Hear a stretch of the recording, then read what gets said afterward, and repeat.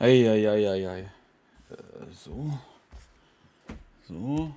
Sieht mich. Starten wir mal Genshin. Huh.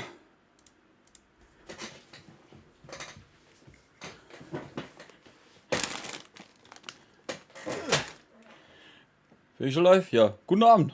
Alle zusammen.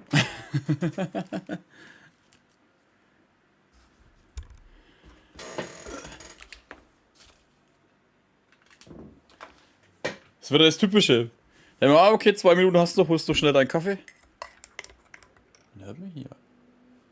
Holst du schnell deinen Kaffee und dann kann meine Mutter vom Einkaufen. Da kannst du natürlich auch nicht draußen stehen lassen. Also schnell raufgerannt, 5 Minuten noch, eintippt und tschüss. Guten Abend, Tamara, Mel, Swanny und Popman und Max. Ja, so in etwa. Stuhl wieder ein wenig auf.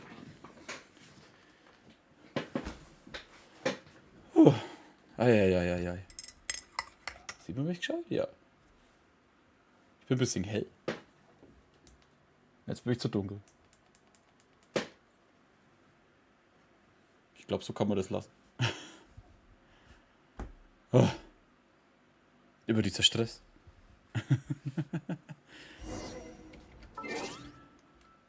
So, das Sommer-Event ist gestartet.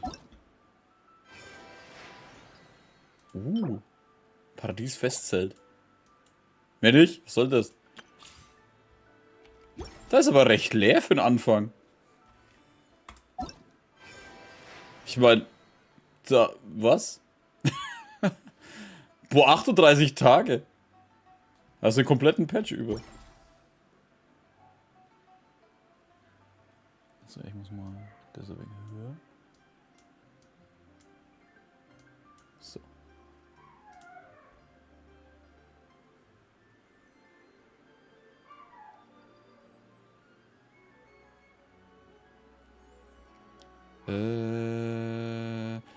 Also gut, wir werden heute erstmal wieder meine Dailies machen, den ganzen Scheiß, und dann... Sei ruhig. Und dann gehen wir mal wieder zum Sommer-Event über.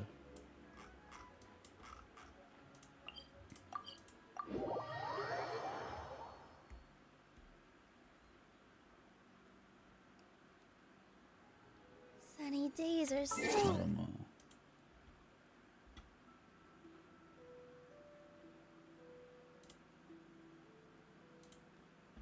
Irgendwas ist gerade komisch. Nee, passt schon. Okay. warm and cozy. So, was müssen wir hier machen? They make me sleepy. Den Rest von Hogwarts Legacy gegeben. Und danach kommt eine... Für 20 Uhr eine Stunde Final Fantasy 16 dazu. Ne, 40 Minuten bis die Folge nur.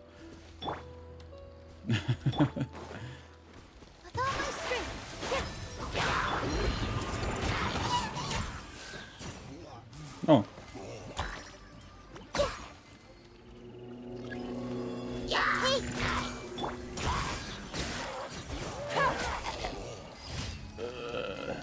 Was ist passiert? Warum war ich so stark? Sind sie zu schwach, bist du zu stark? Ne, wie war das? Ne, sind sie zu stark, bist du zu schwach. So rum war das blöde Fisherman's Friend Werbungszeug immer. Da.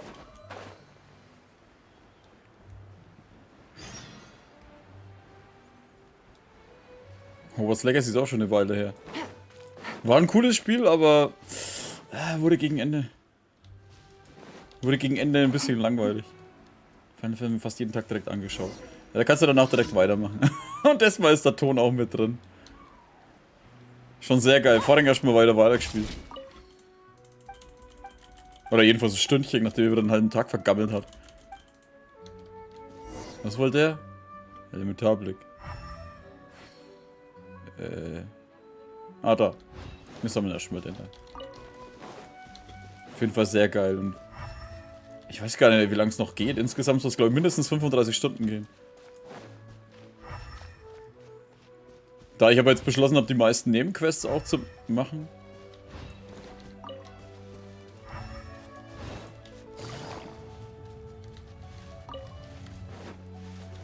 Wird's ein bisschen mehr. Komm her.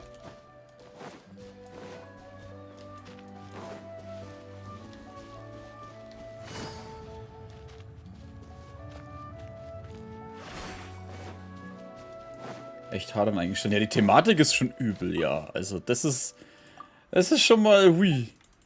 Mit den Trägern und dem ganzen Zeug und was so nicht alles passiert. Ich meine, ich stimme da zwar zu, dass weil manche drüber sagen, das ist ein bisschen zu sehr mit der Brechstange, dass du unbedingt auf jeden Fall fühlen sollst, wie schwer es die haben, aber das ist trotzdem schon richtig übel. Ich meine, Final Fantasy haben alle immer ein bisschen so eine Geschichte drin gehabt, aber so hart wie jetzt halt. Aber deswegen ist es auch eher so Dark Fantasy. Take it easy. Geht halt auch eher echt Richtung Game of Thrones. Wie schon von Anfang an immer gesagt wurde. Take it easy.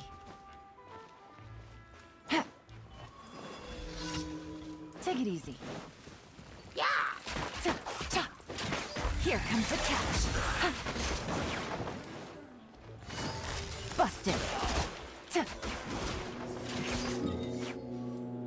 Okay, jetzt seid fertig. Wo muss ich jetzt hin? Ah, da unten.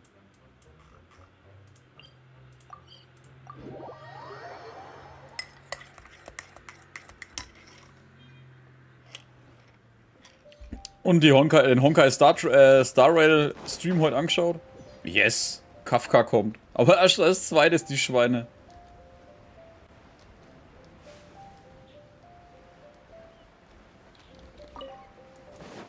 Und Blade wird mich irgendwie auch interessieren, aber schon fast eher wegen der... Weil sein Thema mit dieser Blume, mit der Lykoris ist.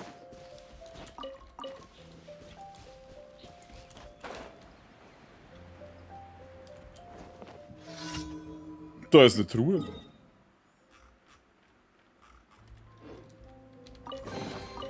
Treasure. One way to draw your target out of hiding.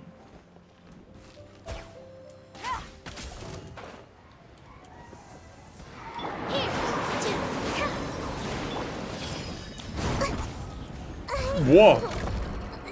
Okay, ups. Ich hab zwar gesehen, dass er was Energie hatte, aber trotzdem. Billowing surge.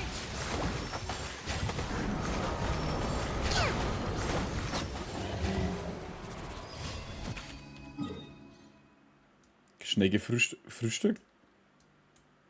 Ich habe auch direkt die Codes gegoogelt und eingegeben. Ja, die habe ich gleich gepostet. Weil ich habe mir extra einen Timer gestellt, damit ich, oder für YouTube den Timer gestellt, damit ich mich nicht benachrichtigen.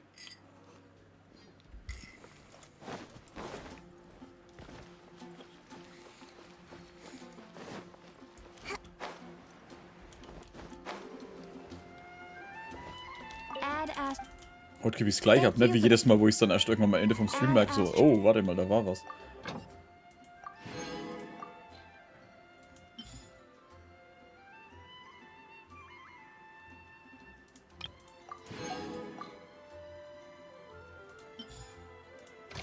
Was? Das habe ich heute Mittag gleich um 14 Uhr gepostet.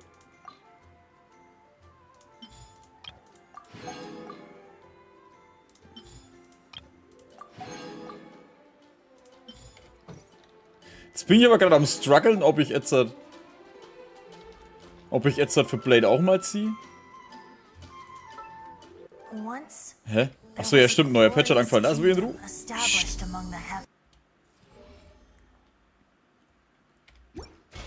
Gerne, gerne. Sonst haben sie immer andere zuerst gepostet. Gehen wir für der noch grinden?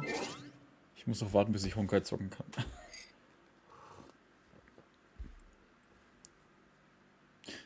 Weißt du, was schlau gewesen wäre, das einfach zu installieren und diese ganzen Bonusdinger mitzunehmen, ohne überhaupt irgendwas zu machen. Auf dem Handy. Dann hättest du jetzt alles schon und kannst danach fertig ziehen. Ohne was zu spielen.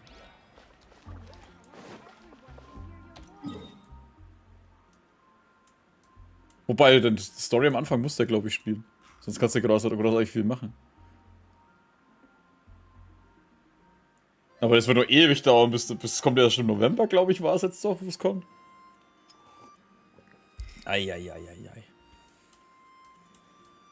Gehe ich für der nochmal grinden?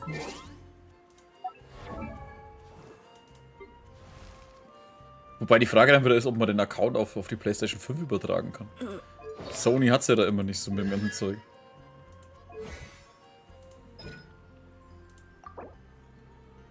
Da haben wir noch 2, das fehlt uns noch. Du hast doch genug Warps. Ich glaube, ich kann mir 80 Stück kann ich mir, glaube ich, kaufen. Und 9 Stück oder so habe ich dann so noch auf der Kante. Plus dann die 10 Stück, was man mit dem Patch dann noch bekommt. Also ja, ich könnte mich mal festlegen, dass ich vielleicht so 40, 50 Stück ziehe und dann schaue, was passiert. Aber ich weiß jetzt schon, ich werde dann Blade ziehen. Und bei Kafka verliere 50-50, ey. Und das ist meine größte Sorge. Dann muss ich doch was ausgeben. Schweinerei. Ich habe vergessen, wo ich hin wollte. Oder okay, nee, warte, wir gehen erst zum Boss. Wir machen erst den dämlichen Boss und dann... Da liegt der Hase begraben. Kompliziert auf den Account auf PlayStation zu bekommen. Ja. Drecks PlayStation. So gut sie teilweise auch sind, sowas mögen sie überhaupt nicht, ey. Nur um die Leute davon fernzuhalten. Bei anderen Spielen macht es einfach, ups, fertig übertragen und da so. Also ne, erstmal musst du 20 Seiten ausfüllen und dann musst du dies und das machen. Ich weiß, ich übertreibe gerade trotzdem.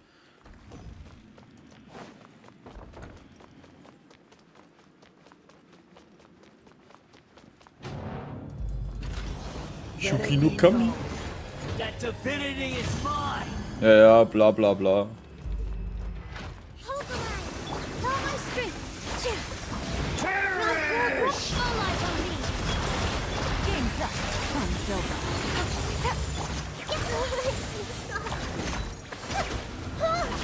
Sure.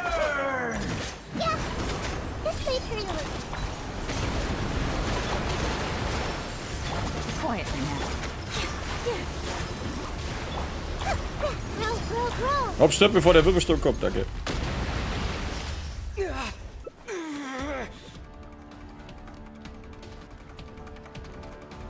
A thousand eons, mine to dominate. Die Scheiße mich trotzdem erwischt. Gut, ich meine, jetzt stehe ich gerade mittendrin, das ist mir schon klar, aber... Kleiner Drecksack. Kneel.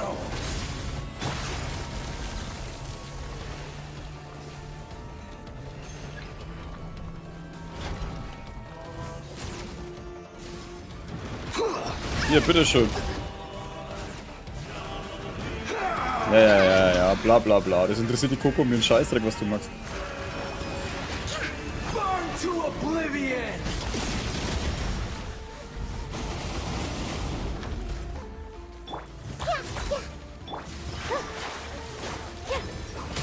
Reality is pain. Oh. Oh nein. Ich stell mich gerade ein bisschen an.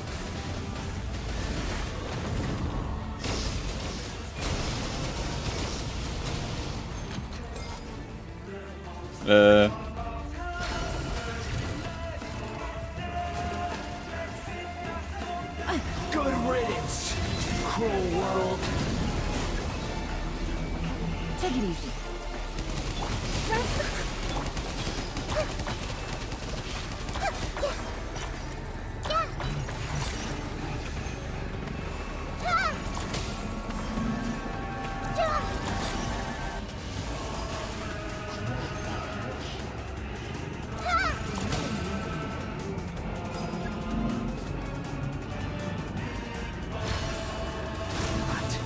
Possible. Carsten, guten Abend.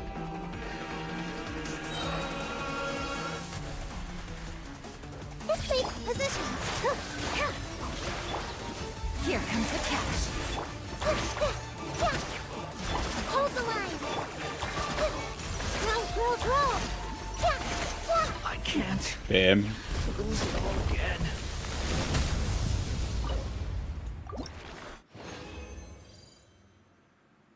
Natürlich bekommt man nichts von dem, was man eigentlich haben will, ne? Und auch natürlich nicht von dem Zeug, was man da braucht zum Umwandeln. Säcke. Naja, alles vom Sommer-Event kann man wahrscheinlich eh noch nie machen, oder? Das schaltet natürlich auch eh meistens immer nach und nach frei.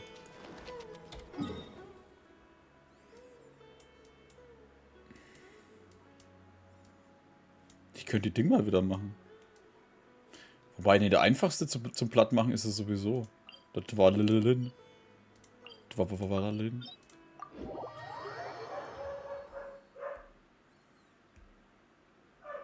Aber Aber das Gute ist, dass momentan der Honkai-Patch noch ein paar Tage weg ist und Genshin spiele ich eh nur Samstag. Das heißt, ich habe mehr Zeit für die anderen Games.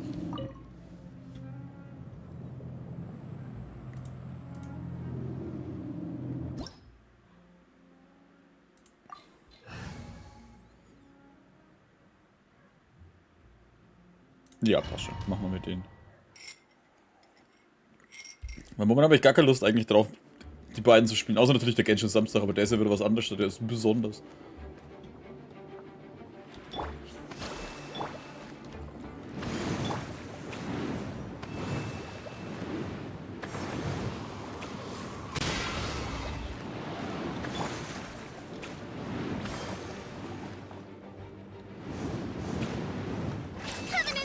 Ja, scheiße, das wollte ich gar nicht machen.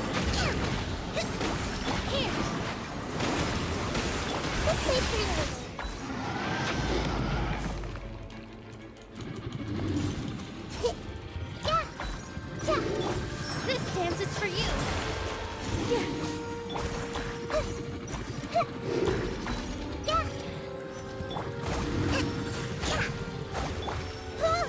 Ah, gut.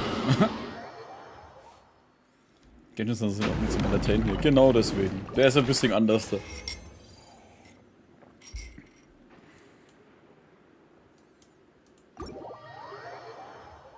Ja, alle Hallo. Dann auch zurück. Hallo! Ja, wieder kein Ding gerecht, Alter, diese Schweine. Ich kann wieder nichts umwandeln. Guten Abend, Lars. Hab ich irgendwen verpasst? Nee, passt.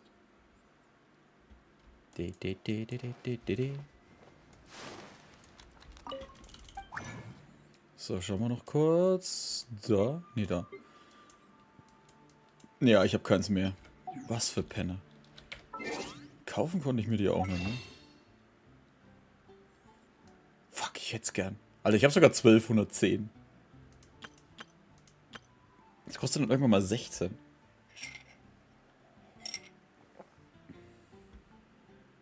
Ich glaube, ich bin momentan zu Final 16 für Ziel. Bahamut? Meinst du Let's Play? Ah, ne, ich glaube, du spielst es auch selber, ne?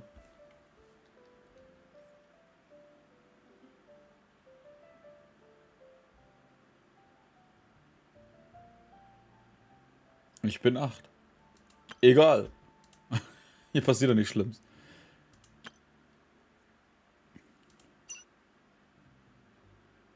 Ja, ich glaub's dir. Alter, ich kann mir das letzte Ding hier nicht mal leisten.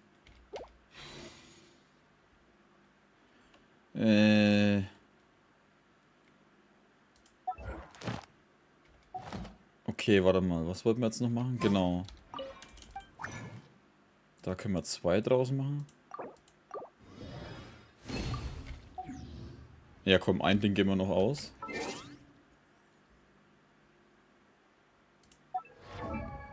Ich habe jetzt heute noch eine Stunde aufgenommen. Ich versuche jetzt die ganzen Nebenquests zu machen, weil ich mehrfach jetzt gelesen habe, dass die scheinbar auch Auswirkungen auf spätere Quests haben, die wo dann auftauchen.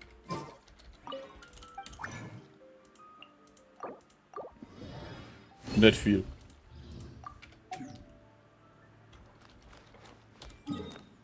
Weil deswegen habe ich jetzt die Stunde, was ich jetzt heute gespielt habe, habe ich jetzt angefangen, die Quests zu machen, alle. Manche haben Auswirkungen für später und die Plus-Quests, die dann ja sowieso Sachen verbessern. Alan, guten Abend. Zum Glück habe ich bis jetzt alle gemacht. Ja, ich habe jetzt dann auch, ich habe bloß ein bisschen zurückgelassen, weil ich keine Lust hatte, jetzt die alle zu machen. Aber jetzt dachte ich mir so, jetzt fange ich das mal an, damit die wieder weg sind und beim nächsten Mal wieder da sind. So.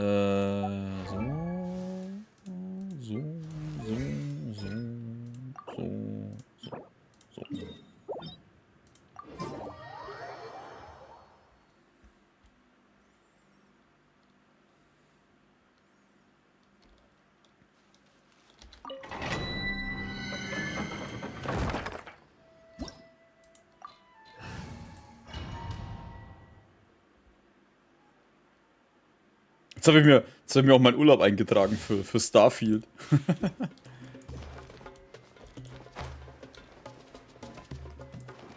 Kannst du mir mal zeigen, wie deine Charakter aussieht? Die sind echt gut, finde ich. Also deine Videos sind sehr geil. Einfach. Das kann ich dir einfach zeigen. Die brauche ich dir nicht mal zeigen, einfach Google.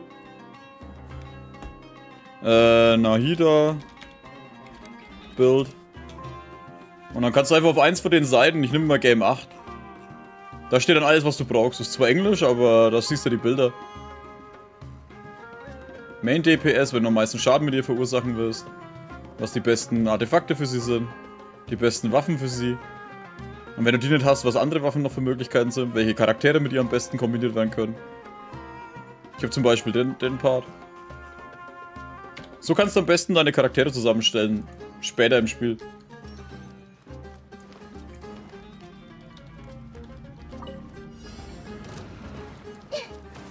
Everyone hold hands. Allow me. Share my knowledge. Busted. Game's up. Fun's over.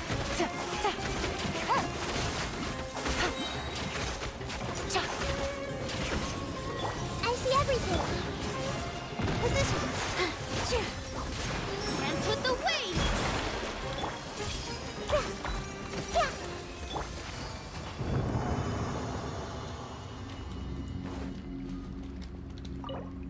Froh so endlich, das Chocobo hat ja nicht mal was Positives. Ja, das ist ja das Schlimmste an Final Fantasy.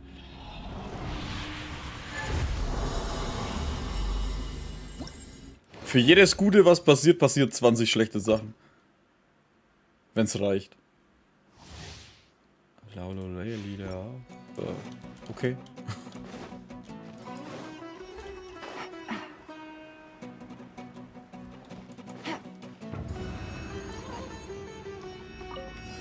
Everyone hold hands with all my strength. Quietly now. Things are about to get dicey.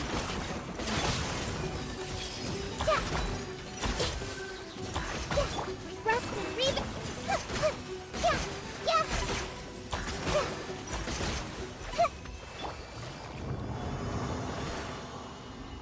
Carsten, nicht spammen.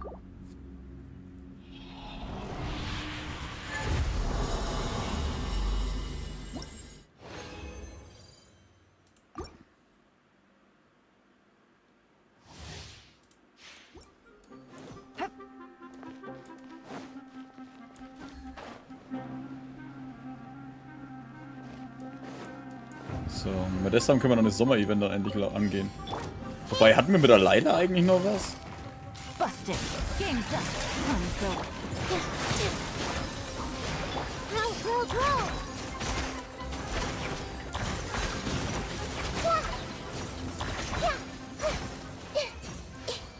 Was?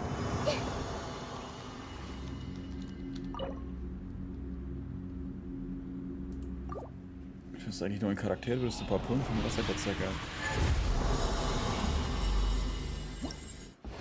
Ja, mal schauen, wie die Charaktere werden. Ich entscheide mich immer, wenn ich dann weiß, wie sie auch sind, die Charaktere. Momentan ist es schwer zu sagen, wie sie sind.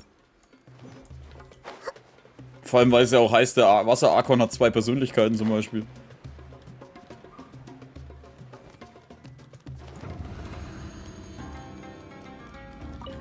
Everyone hold hands. Here. All eyes on me. Ja, wo ist der zweite? Da. Quietly now. Things are about to get... This may hurt a little. Allow me. Yeah.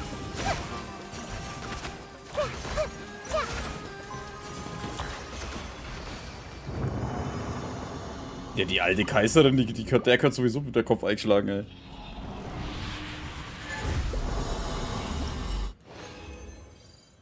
Wobei mich momentan ja eigentlich mehr interessiert, wie die Alte es geschafft hat, dass jetzt ihr kleiner Sohn zum Kaiser wird und dass die ihren Sohn gelobt haben, dass er diese eine Verhandlung geführt hat. Ich meine, der kleine Scheißer, der sagt ja nicht mal was. Also irgendeine Macht hat er auf jeden Fall.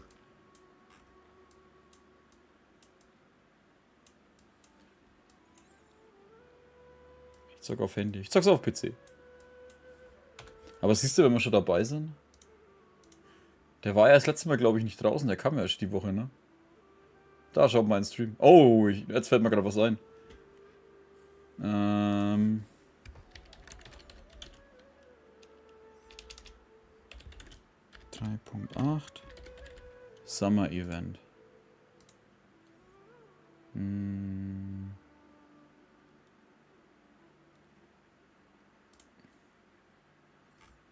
Ich muss kurz das Thumbnail von meinem Ding ändern, da ist immer noch das drin von der Laila.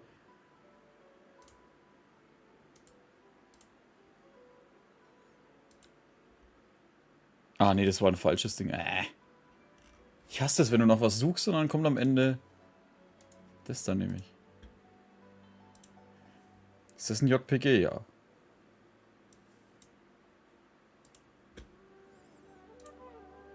Mal bearbeiten. Da. Ändern.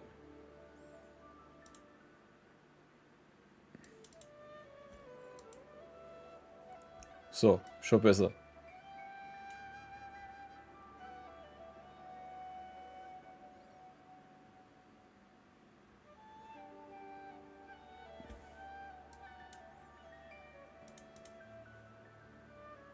Achso, halt, warte, ich wollte ja was anschauen. Jetzt habe ich wieder alles zugemacht. Hat es geändert? Ja, jetzt ist wenigstens das drin. So, nicht geil. Warum ist Genshin so weit unten? Ich war doch da erst drauf. Warte mal. Hä? Hallo? Ach so, ja, jetzt hakt's wieder. Jetzt bin ich ein bisschen dunkel. Passt schon. Hallo. Ah, jetzt hat. Machen wir, wir gehen mal. Ja, jetzt spackt's. Nee, was geil, wenn man selbst zockt, nicht gegen Sinn. Gegen mich kann man eh nicht zocken. Egal, schauen wir uns den Trail. Verbindung zum Server wiederhergestellt. 8 ms. Machen wir, poppen uns mal woanders hin, wo es ein bisschen. Damit im Hintergrund die Musik nicht stört.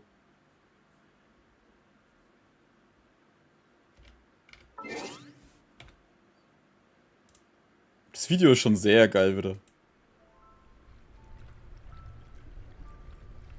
My mission.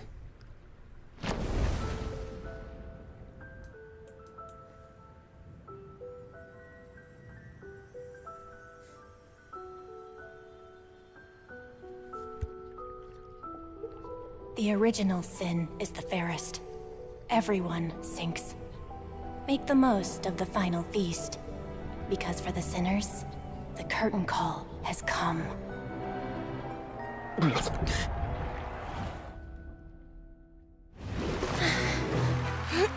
Ladies and gentlemen, she did it! Seeing is believing, my friends. This has been Linny and Lynette's magic show. The essence of magic is getting people to believe a lie. And the most important part of this is what people see. Der Charakter schaut cool aus. Realize how much Bin mal they gespannt, wie die expect their drauf ist. eyes to tell them the truth. But what you see is not real. It's all a show. Der sieht mir zu sehr nach Sampo aus, während die Kleine ganz And every knuffig wird. part of the show is carefully controlled.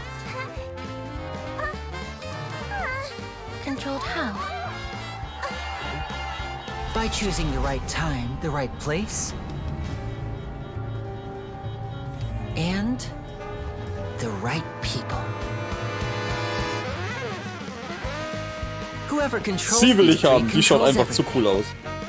But keep your eyes peeled, and you might be able to turn things to your advantage.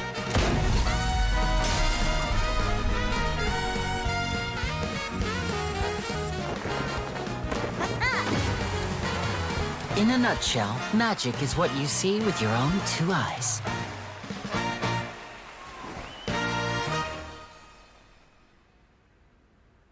Und sie hätte ich auch gerne und ich hoffe, sie stirbt nicht. Da bin ich ausnahmsweise Very auch einer. fun.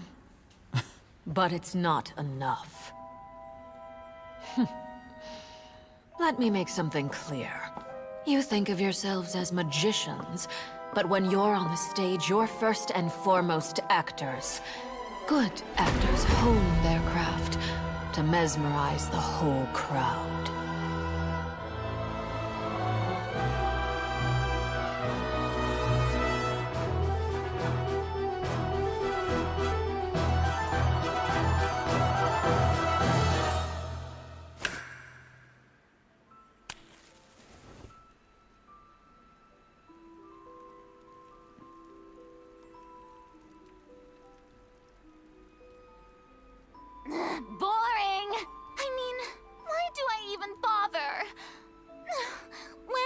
going to finally see a real twist for once.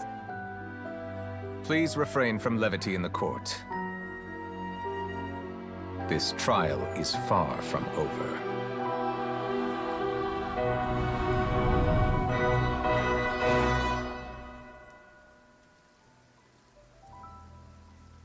Das Lustige ist, es gibt ja schon wieder 1000 Analysevideos dazu. Ich habe bei einem bloß mal kurz reingeschaut, weil es zeigt, dass er hier, das ist ja ihr Charakter im Spiel, ne? Also das ist ja erst 2D. Und wenn das wechselt, wird es zu ihrem 3D-Charakter. Den, wo sie dann im Spiel scheinbar haben wird. Und man sieht, die Schatten, was hier auftauchen, sind scheinbar die Haarbinger. Weil die bestimmte Anzeichen zeigen, dass das der und der ist. Die sich dann spielen. Ja, das ist wieder die gute Frage. Deswegen bin ich momentan... Es gibt ein paar, die schauen echt gut aus. Aber ich bin immer noch skeptisch, oder ich will immer noch erstmal schauen, wie die sich alle verhalten, dann, wenn die mal kommen.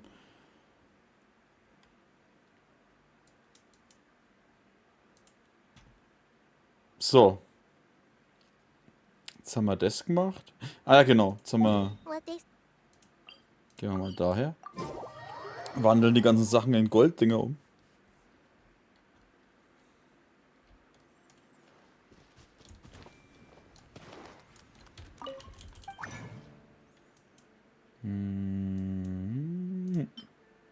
Wow, 5 Stück. Toll. Danke für nichts. Und kein Bonusding. Warte, Stirnbänder brauche ich.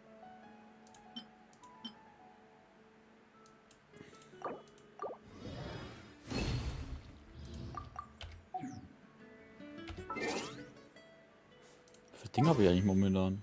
15.000 und 30 Züge. Oh, wir sind so faul.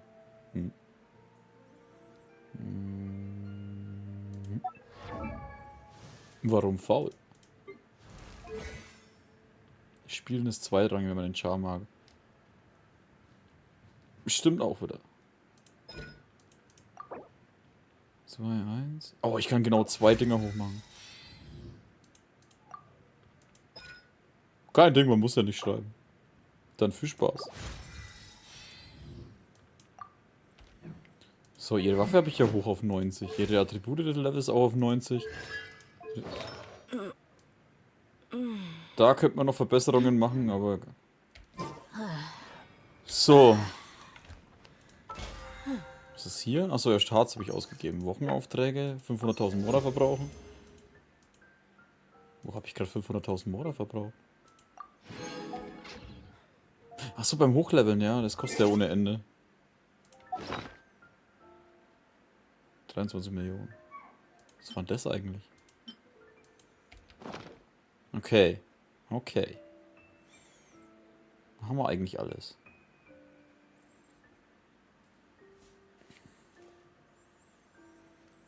Genau. Aufnahme starten und ab ins Sommer-Event. Die glühende Sommersonne legt sich allmählich über das Land. Paimons Vorschlag folgend seid ihr zum Hauptquartier des Ordo Vermonius zurückgekehrt, um zufällig zu erfahren, dass ein ganz besonderes Abenteuer auf euch wartet. Zum Auftrag. Ein mysteriöser Baumschule im Traum. Achso, das ist der andere. Hat es halt eine andere Farbe? Das ist doch jetzt dunkelblau, oder? Oder eher... Ja, dunkelblau nicht, aber ein bisschen heller das Blau als vorher. War das nicht vorher so eher so... wie sagt man wieder? Auf jeden Fall heller das Blau.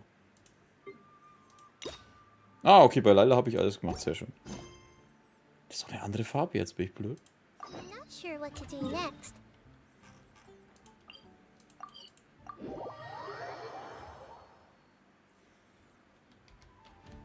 Sehr gut. Sticht ein bisschen besser raus. Wobei das bei mir gar keinen Sinn macht, weil ich die wahrscheinlich eh niemals mache. Für eventuell.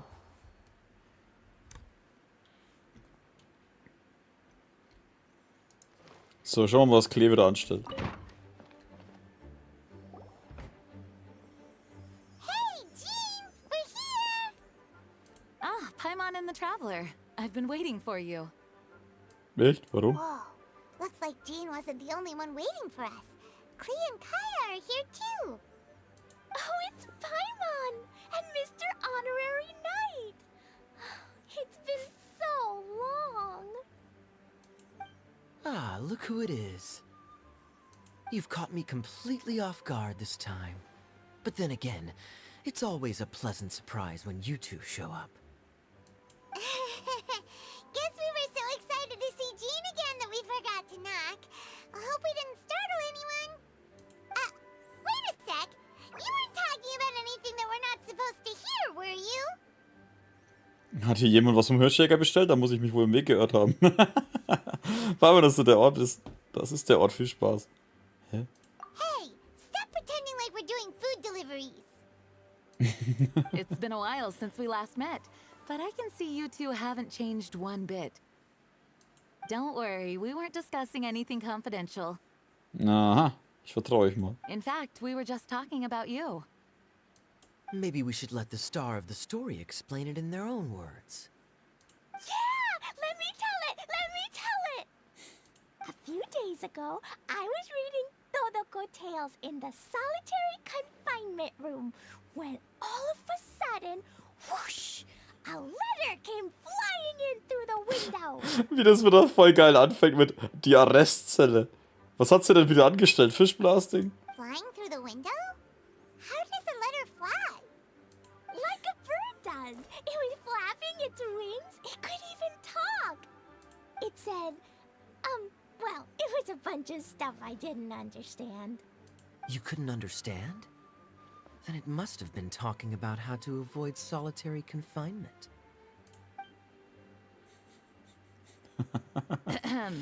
Kaya? Just saying. We don't want to let a teachable moment slip by. Okay, I know. Anyway, the letter said, "Oh, Klee, are you behaving? I see you've wound up in the solitary confinement room again. Mommy is busy these days and can't take you out to play. But there's good news. I have a friend who has very kindly invited you to visit her." Oh, so the letter's from Alice. Na, ist das nicht schön? In principle, yes. But the issue is that Alice's friend lives quite far from here. The letter says that Mom's friend lives in Sumeru. The Knights of Favonius could never agree to send Klee off to Sumeru on her own. But Klee is rather intent on taking Alice's friend up on this invitation. Yeah, I really want to go. Was ist das für eine Übersetzung? Ja. Und sie sagt noch viel mehr. You see?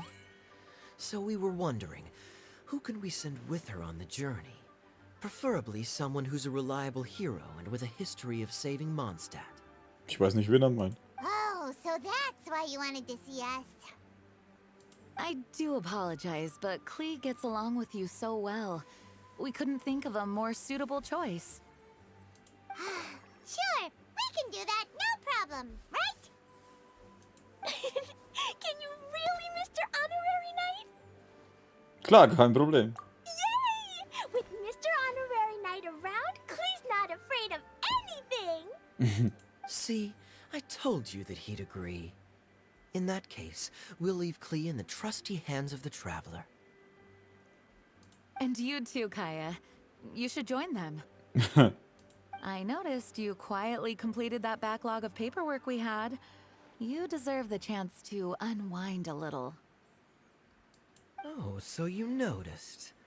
Well then, I suppose I have no reason to refuse.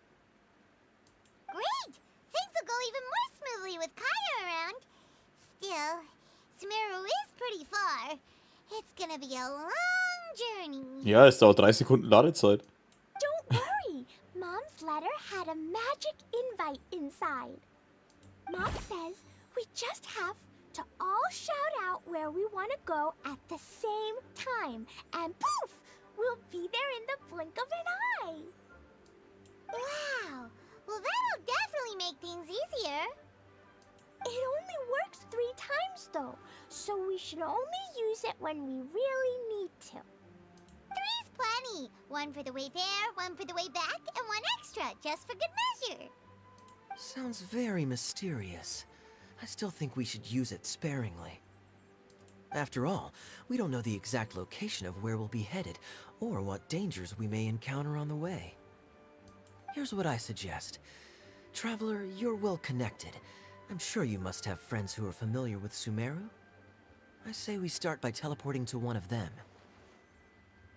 It'll give us a chance to test out the magic invite, and also find ourselves a local guide. That kinda makes sense. And since it has 3 uses, there's no point letting one of them go to waste. Couldn't have put it better myself, Paimon. So, do you have a particular contact in mind? Ah. Well, we need someone who's familiar with Sumeru and can be our guide. So, sounds like we need a forest ranger. And everyone knows that the best place to go looking for a forest ranger is a little place called... Gandalfa. That's the one. Maybe we can get Tainari to help us. All right. Gandharvaville it is.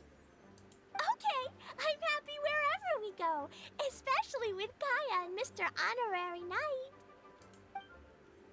We should be on our way then. If you'll excuse us, Acting Grandmaster. Yes, let the wind lead. I wish you a safe journey. And Klee, Kein Sumeru sprengen. I know. I'll be careful, I promise. Great. Okay, here goes nothing. Take us to Gandharvaville. Gandharvaville. Gandalfa. Arbor Hill. Oh.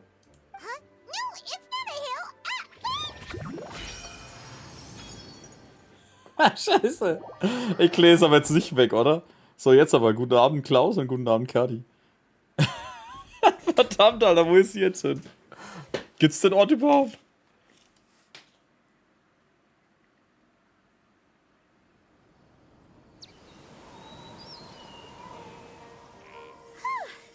We made it. Paimon was sure we Ah. were about to end up someplace super weird. Sorry, it was an accident. Ja, wie alles. Good news is this magic invite really does work. Fascinating. One moment we're in Mondstadt, the next we're in Sumeru. So this is where Mom's friend lives? Wow, there are so many big flowers. Oh, and jumpy mushrooms. Oh, you ain't seen nothing yet. Sumeru's full of strange stuff like this. Ja, ein Haufen kiffende Studenten. Like, Halt, warte, das ist eigentlich normal. Schweine auf den Pilze wachsen. oh, yeah. Paimon was pretty creeped out the first time we saw one of those. Listen carefully, Klee. Those jumping mushrooms are called fungi. They may look cute, but if you get too close to one, it'll try to hit you with its cap. Really? Okay, well, I'll hit it back with my cap. Klee-Logik. And then I'll hit it with the hood on my jacket, too. I'll definitely win if it's 2 hats against 1.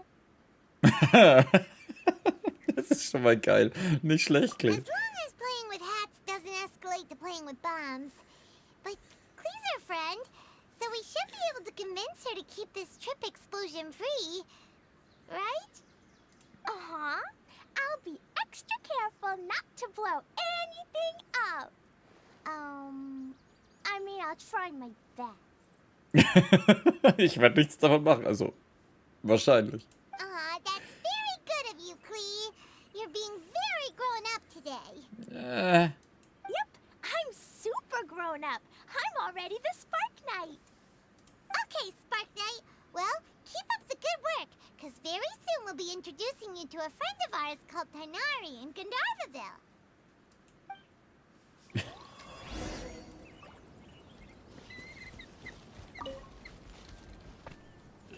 Wo ist das hin? Ah, da. Gib mir die Kartoffel. Die wer weiß, wie lange hier schon rumgammelt.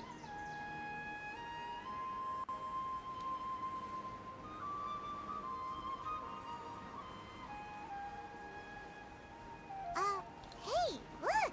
It's Kale! Huh? Ah, die Jule hatte ich schon fast ganz vergessen. Ich dachte mir schon, hey, wie kommt denn die jetzt da rein? Wenn wir ohne sie abhauen. I've definitely heard the other forest rangers mention somebody dressed like that before.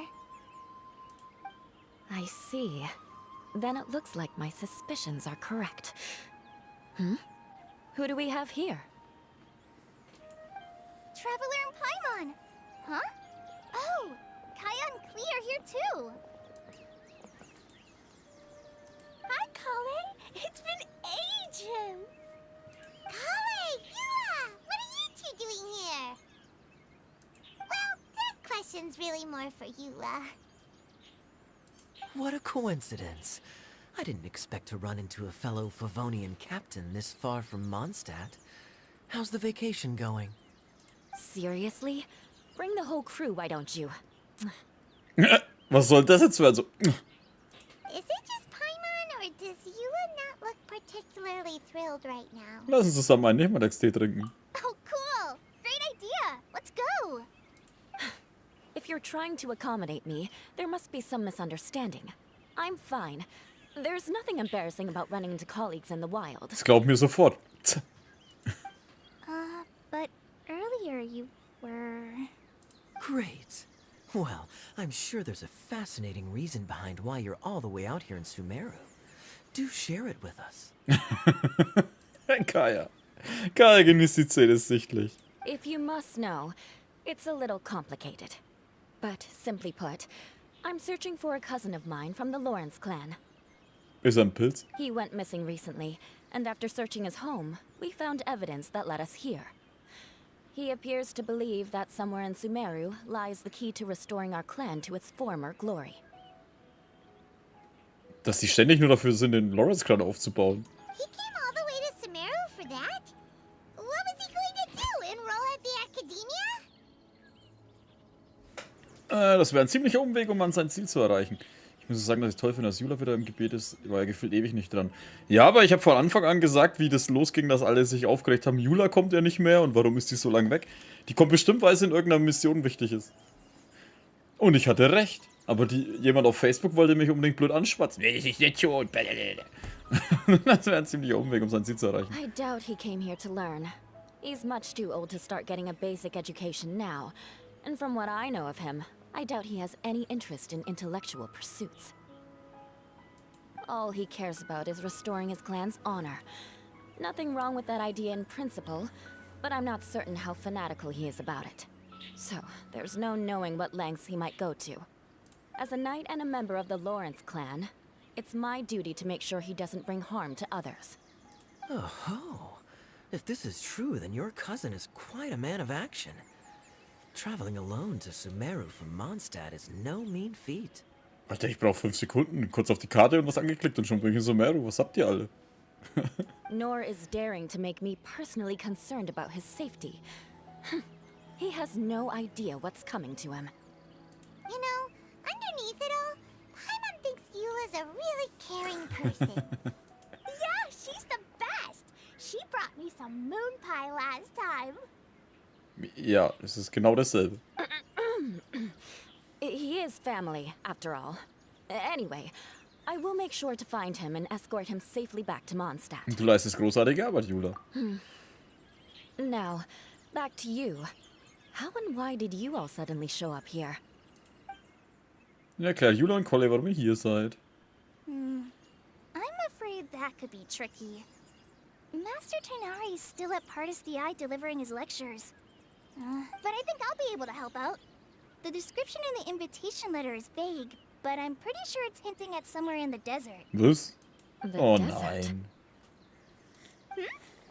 Does that mean Mom's friend is from the desert? I guess I'll call her Auntie Desert for now. Wüstentantchen, Alter, das ist eine geile Übersetzung. I remember Mahamudra Sino once told me a strange rumor about that part of the desert. They say there's a secret domain there that can make all of your wishes come true. Wait. He said I should just call him Sino. I keep forgetting that. Huh. A domain that makes people's wishes come true. Wow. So is it true? Does it really exist?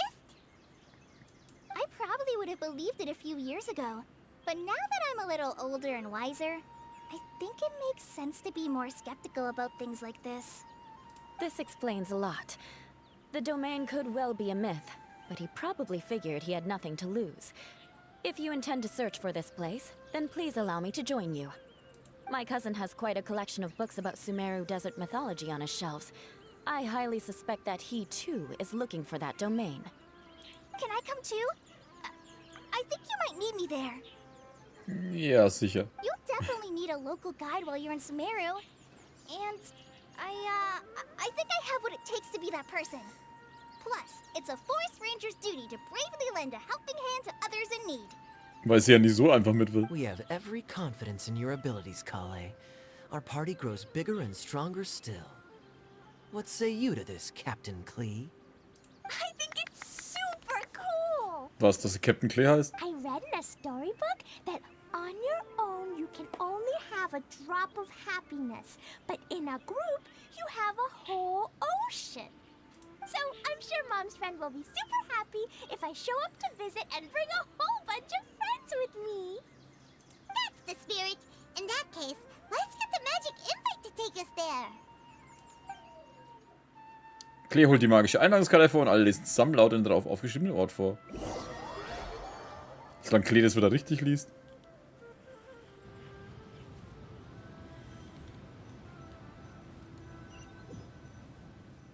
Was ist das für ein Geräusch?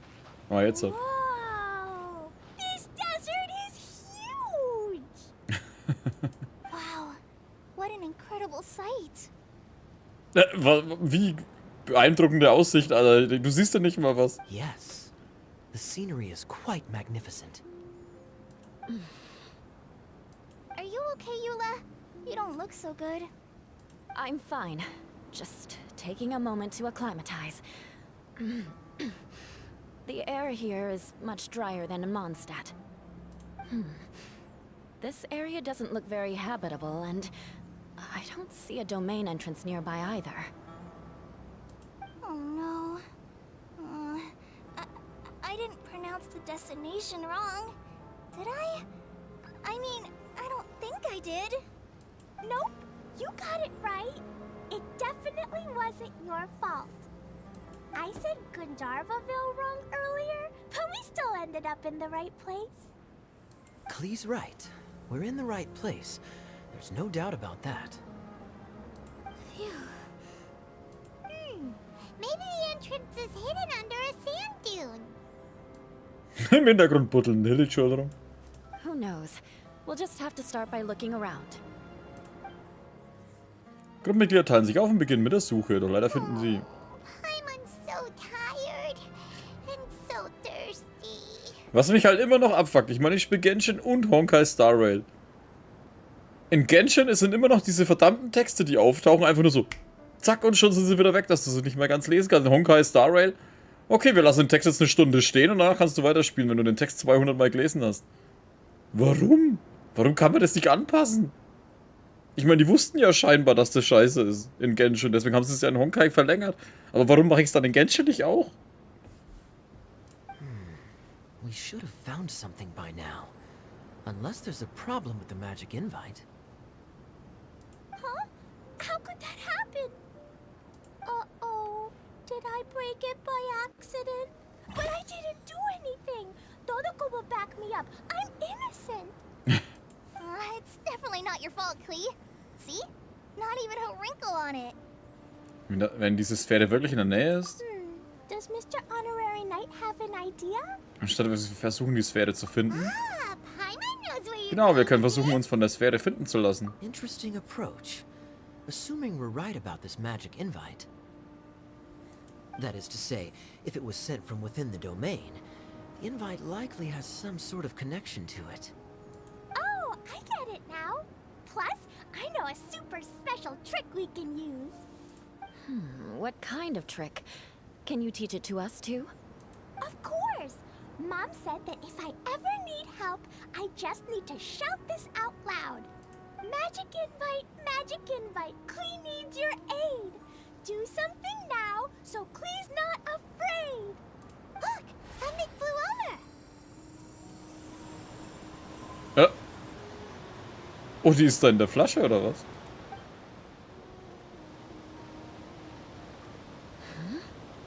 It looks like a bottle. Remarkably effective. That's one trick I'll be keeping up my sleeve in the future. You should make a note of it too, Eula. Absolutely not. It's not my style. I suppose bottles are pretty common in Sumerian mythology. So, is this supposed to be the entrance to the domain? A domain? In a bottle? Huh. Well, if there's one thing we learned in Liyue, it's never judge a domain by its cover. Wieder das Ding vorbeiknallt. Guess there's one way to find out if this really is the way in. Come on, reach out with your hand. Flasche berühren.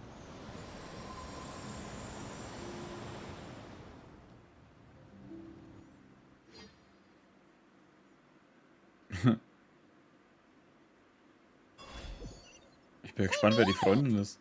Ein Jin? That answers that question. There's a path. I'm gonna take a look. Aber ich bin echt froh, dass sie da eine extras... Run off and leave us all behind. Ah, sehr schön. Aber ich bin froh, dass sie da eine extra Sphäre für gemacht haben. Weil ich hätte echt keinen Bock mehr gehabt, nochmal auf diese dämliche Insel zu gehen. Die, wo wir jetzt schon zweimal hatten. Schauen die Blumen aus wie Lollis? Aber voll. Look, look. There's a huge garden here. Incredible. It looked so small from the outside. Everyone, I suggest that we stop here for a moment. We should take stock of our surroundings before deciding on our next course of action. Since we're in a bottle, has anyone heard the story of the magic bottle? Oh, you mean the one about King Deshret and the genie in a bottle? I've read it before, but I struggled with some of the vocabulary. What's the story about, Kaya?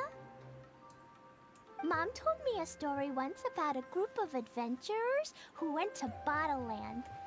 But I don't think there was a magic bottle in that one. Don't worry, Klee. I can tell you all about the story of the magic bottle. But if you keep running off on your own, you'll miss all the good parts. Oh, okay. I got it. I'll stay with the group from now on.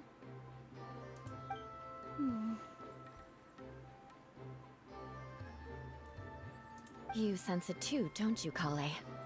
Something's not quite right. Yeah, the scenery here is beautiful, but it's too quiet. And there's no sign of Klee's Auntie Desert here anywhere. Maybe Auntie Desert lives way further down inside.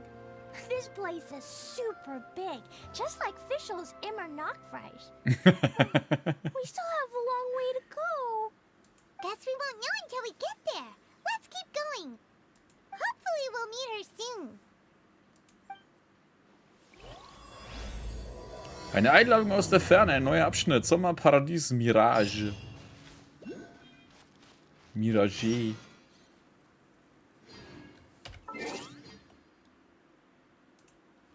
So, und dann gibt es ein ganz kurzes Päuschen und dann geht's gleich weiter. Bis gleich.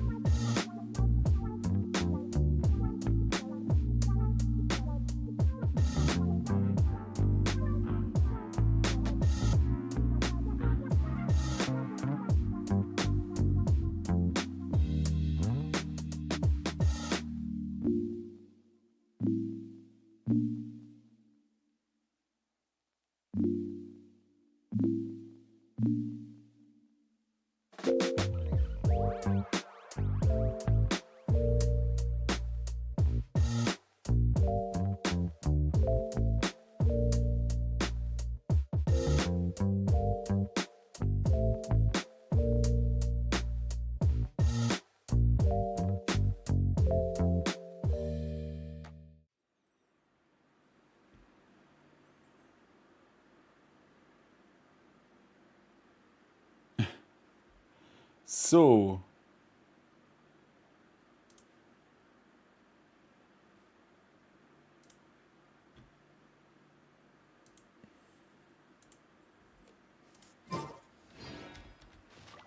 Dann schauen wir mal, was abgeht. Fliegen die eigentlich weg? Ja. Lauter Süßigkeiten. Ich frage mich ja immer, wie die alles immer so viel Zeit hat für so einen Scheiß, ey. Ich meine, das ist ja nicht so, als ob du das in 5 Minuten zusammenbaust. Genauso wie in der ersten Sommerinsel mit dieser Mechanik und alles. Glücksgutschein. Okay.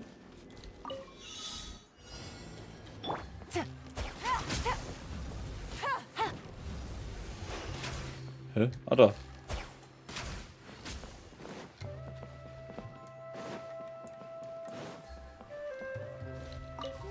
Achso, das sind mehr Dinge.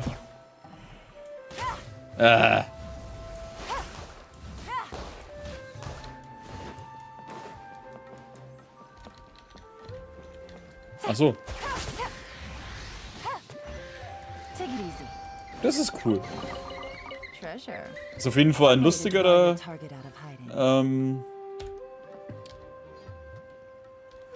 Sind alles doch immer so bejaht Zeit. Ja, aber die macht ja bestimmt noch irgendwas anderes noch. Guten Abend, Pieps. Ich meine, die wird ja nicht nur das Zeug für Klee bauen, ein Jahr lang.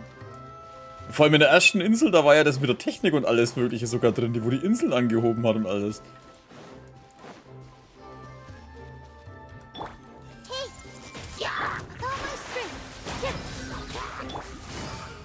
Busted. It looks like no one set foot on this road for quite some time. I agree. And the further we get, the more I feel like this place is a whole lot bigger than we imagined. Hey, there's something strange up ahead. Let's check it out.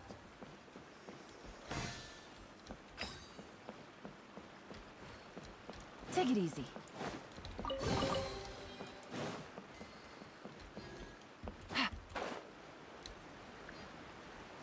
Da sind Pilzbestien. Irgendein Globus. Wow, it's a big ball of water. I wonder what it feels like. Can I touch it? It's so big that we could probably pass straight through it. Hä? Dass man da direkt rein... Und seit jedem Tag wurde Palmer niemals wieder gesehen. Vorsicht nicht, dass dich die Wasserballmonster mit einem Biss verschlingen. That's so scary. Stop giving Palmer the heebie-jeebies. Let's not touch it for now. We still don't know enough about our environment. But we can't just do nothing at all because then nothing at all will happen. Stimmt auch wieder. I have a feeling that this could be the core that sustains this entire bottle domain. In which case, the moment we touch it, this place will instantly revert to its original size, with all of us still inside. Yikes. Okay. Paimon won't touch it. Jeez. Kaya, are we really gonna get squished inside a bottle? Of course not, Klee. I'm sure the real core of this domain is hidden away in a very safe place. Somewhere like... over there, for example. I was so nervous that I didn't notice that big wheel at all. Wait, who goes there? Ihre Freundin? Grummel? It's the waterball monster! Ah, the waterball monster is real! Grummel. It doesn't seem hostile. In fact, don't you think it looks happy to see us? Really? You sure it's not gonna gobble up Paimon whole? Grummel. I don't think it's hungry. Are you, water droplet? Tröpfchen. Grummel. Oh dear. I don't know about anyone else, but I'm not understanding a word of this.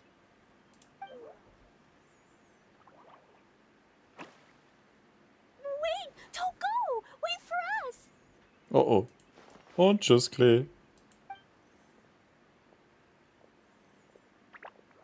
Grummel.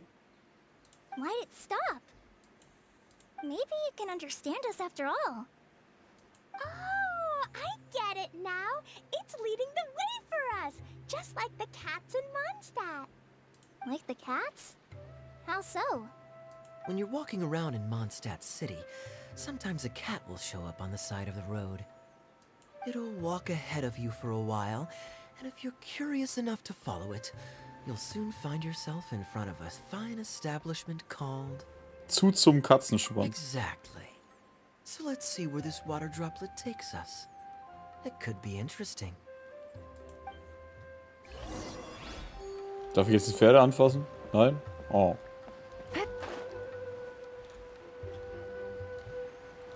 Ist hier sonst irgendwas? Da ist so ein Ding. Das ist jetzt zum Springen, ne? Ah, da kommen wir wieder hoch.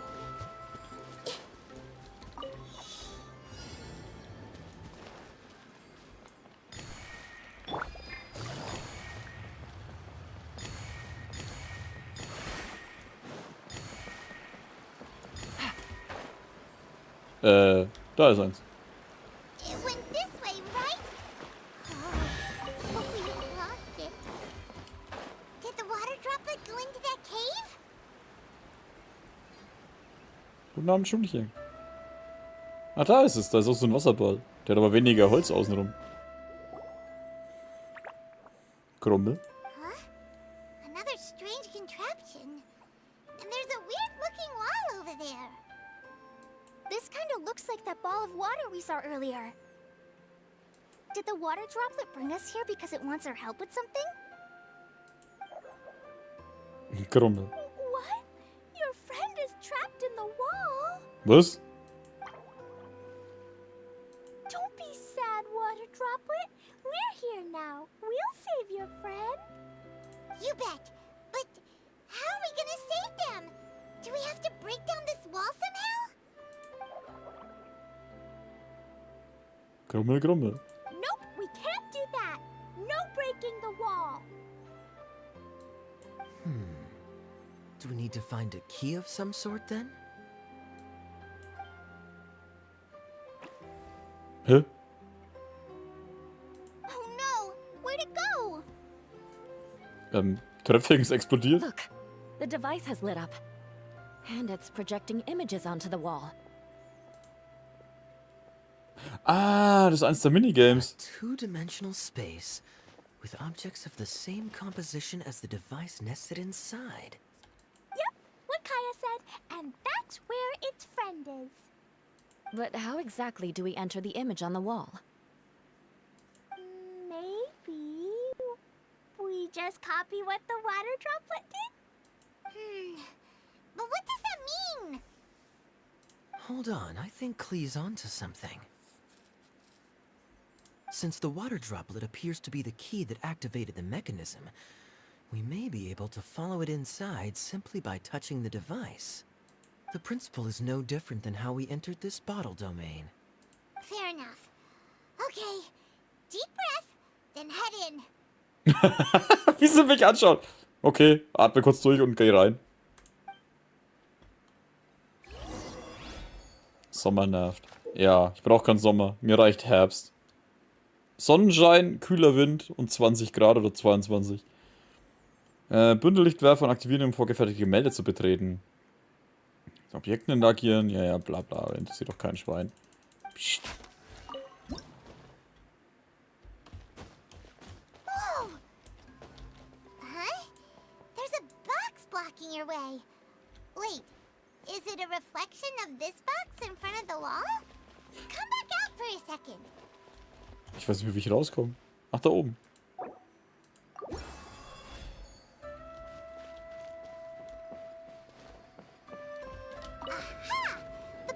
Ja, da komme ich dann nach oben. Ah, cool, dann ist es außen mit innen verbunden.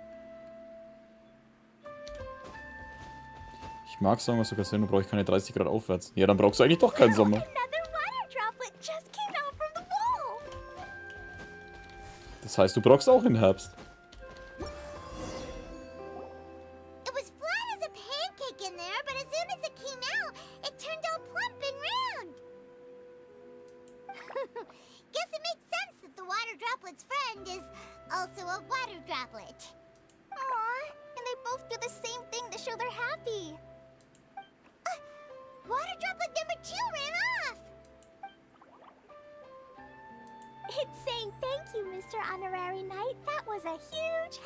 Locker flockig. Traveler, how do you feel after entering that two-dimensional space?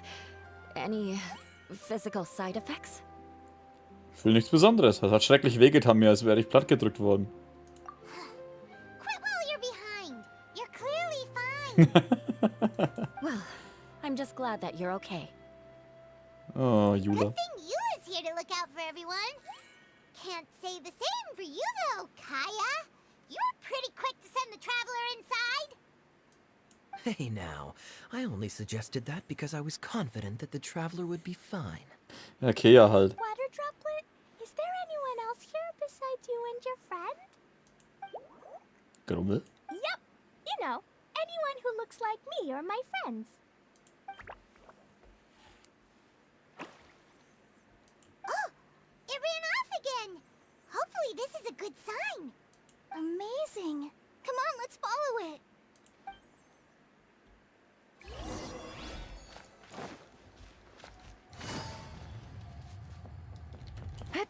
Take it easy.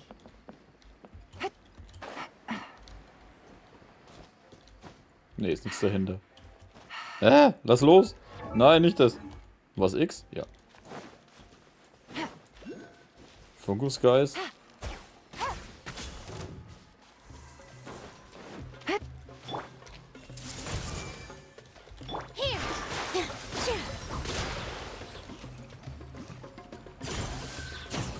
Danke.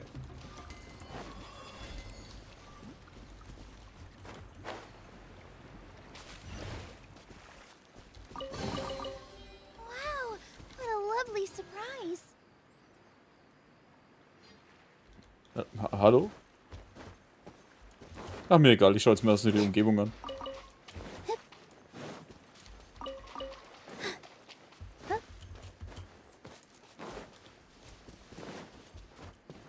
Holen wir uns erst schon mal die Gutscheine.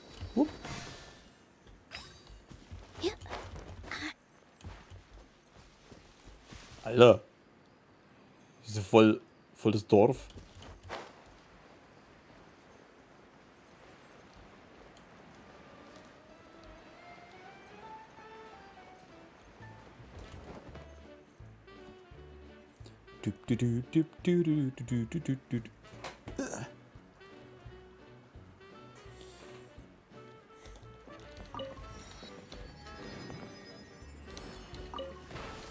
Machen wir mal das gleich.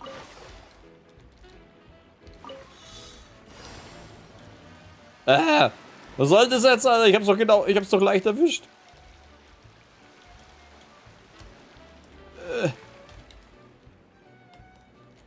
Alter, das Schiff fährt sich so scheiße grundsätzlich. Ja, jetzt muss ich es nicht mal ganz erwischen.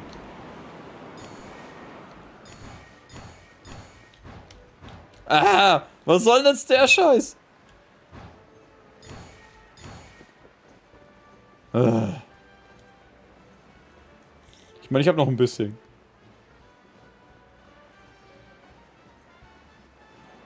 Ah, fuck.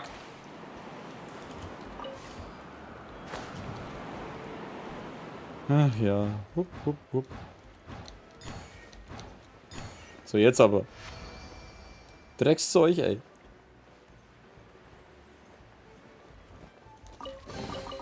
Let me help you pack this up.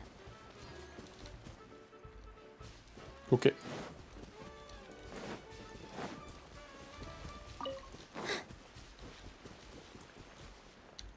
Was ist da oben? Alter, da sind überall diese Lotus-Dinger. Für wen habe ich denn die nochmal gesucht? Irgendein Charakter braucht die doch.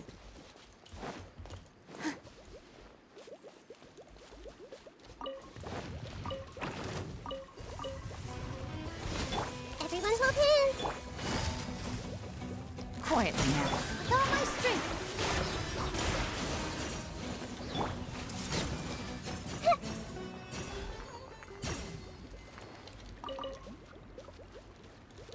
Bitte hilf mir.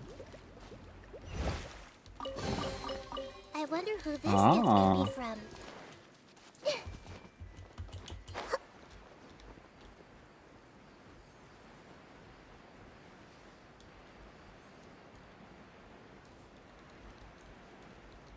In meinem Keller war es halt sehr angenehm. Bei mir ging es eigentlich auch mit den fetten Sandsteinwänden. It looks like there might be a town up ahead. Huh. Maybe more people live in this domain than we thought. Da stimmt was nicht. And maybe that's where Auntie Desert lives. Untersuchen. Hä?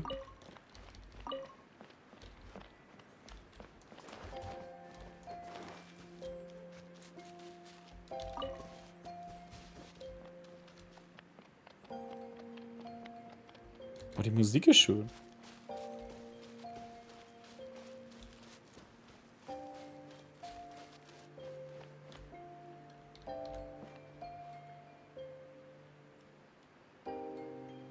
Ah, ich liebe ja die Musik ey, immer.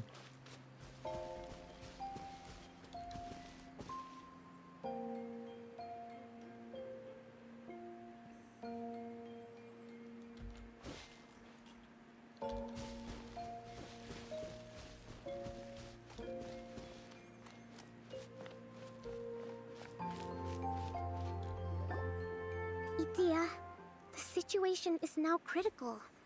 Her window of opportunity to fix this is rapidly closing. I'm sure you've noticed just how much things have deteriorated in recent days. But even so... This is your home. Are you really going to let everything fall to pieces? Kokumi? Stimmt, die habe ich ganz vergessen. Well, I live here, but it doesn't actually belong to me. Huh? Paimon knows that voice. Scheint jemand zu sein, den wir kennen. Anyone else who comes into this domain in the future will take one look at the ruins before them and conclude that this place was abandoned years ago. But just imagine how different things could be if you maintain this domain in perfect condition. Whoever sets foot inside would witness a magical wonderland. How miraculous it would feel to them to find such unimaginable beauty in the middle of a lifeless desert. Oh, you're right, General. Truly, but... Act now while you still can. You have to stand up to this and break free from your despair. The most important thing is to have no regrets in the end. Well, no one chooses to have regrets, do they? But I take your point. I'll try my best to stop running away. But the question remains of where to begin. Paimon's figured out who it is! Is it Mr. Honorary Knight's friend from a faraway land? Sie ist eine Steinjungfer. A divine priestess? What's that? Is it a kind of mage? Gruppe. What are you doing here? Huh? We have new visitors? Greetings, everyone. This is the Valurium Mirage, and I'm the caretaker, Adia. I'm so sorry that you have to see this domain in its current state of disarray. We are actively working on repairs, and everything will be back to normal shortly. Greetings, everyone. I guess I should introduce myself too. It's all right. Just leave the introductions to me. I kinda wanted to say hello in my own way. But no harm done. I guess I'll let her do the honors. This lady is a visitor to the domain, just like yourselves. She is a formidable military general. Have any of you heard of Inazuma's Onmyo Chamber? What chamber? Onmyo Chamber. It's an elite training academy for gifted students of Onmyodo. Practitioners are divided into 4 classes, A through D, and assigned the power of Shikigami based on their mastery of the art. Wait. This lady famously led the Class D underdogs to victory against the Class A favorites in the final mock campaign before graduation. An astonishing feat that few in the history of the Academy have ever achieved. Hence, formidable general is no exaggeration. Du kannst mir auch ihren Namen nennen.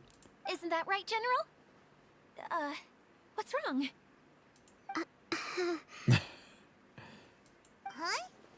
Wait, so the favorites were beaten by the classy underdogs? Paimon's not completely following. Das gehört gerade alles zu dem Szenario, eine kurze Erzählung. That doesn't sound like the divine priestess Mr. Honorary Knight was talking about. Uh-oh. Did she just get caught lying in front of someone she was trying to impress? Or maybe she uses a different identity in her private life, and this is the first time her friends Es ist blöd, wenn halt einer weiß, wer sie wirklich ist. Seems kind of embarrassing, but also kind of cool. I guess having someone else to introduce you is a good way to make an impression. Maybe I'd fit in better with everyone if I had a title too. Some people call me a general, but it's just their way of showing respect. My actual name is Sangonomiya Kokomi. Huh? Oh no. Sorry, my mistake, General. I mean, Miss Sangonomiya. Wir brauchen von jetzt dann auch alle Titel. Ja, wir nehmen uns alle Titel. Call me whatever you like, Idia. The only important thing about names is knowing who's who. Oh, I get it now. It's like that story that Mom told me that time. Grumme. Fliege can explain. So basically, in the story, a big group of people go on an adventure to Bottleland. One of them's called the King, and some of them are called Knights.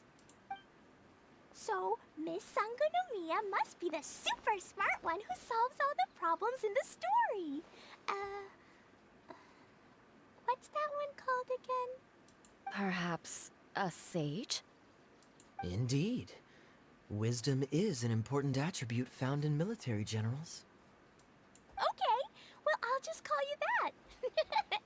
Miss General it is. Fine by me. Sounds really cute, coming from at least cuter than my pen name, that's for sure. Well then, how should I address the rest of you? Ich bin ein guter Freund. Ich bin ein guter Kamerad. Freund. How could I ever forget you? But what about these esteemed ladies and gentlemen accompanying you? I'd be delighted if you could introduce me to them too. Wait, Klee wants a title too! Okay, got it! Klee wants to be a mage! The kind that flies around everywhere! Da-da-da! Whoosh! Kaya can be the master thief. Mr. Honorary Knight can be, the knight. And Paimon will be the fairy who follows the knight everywhere.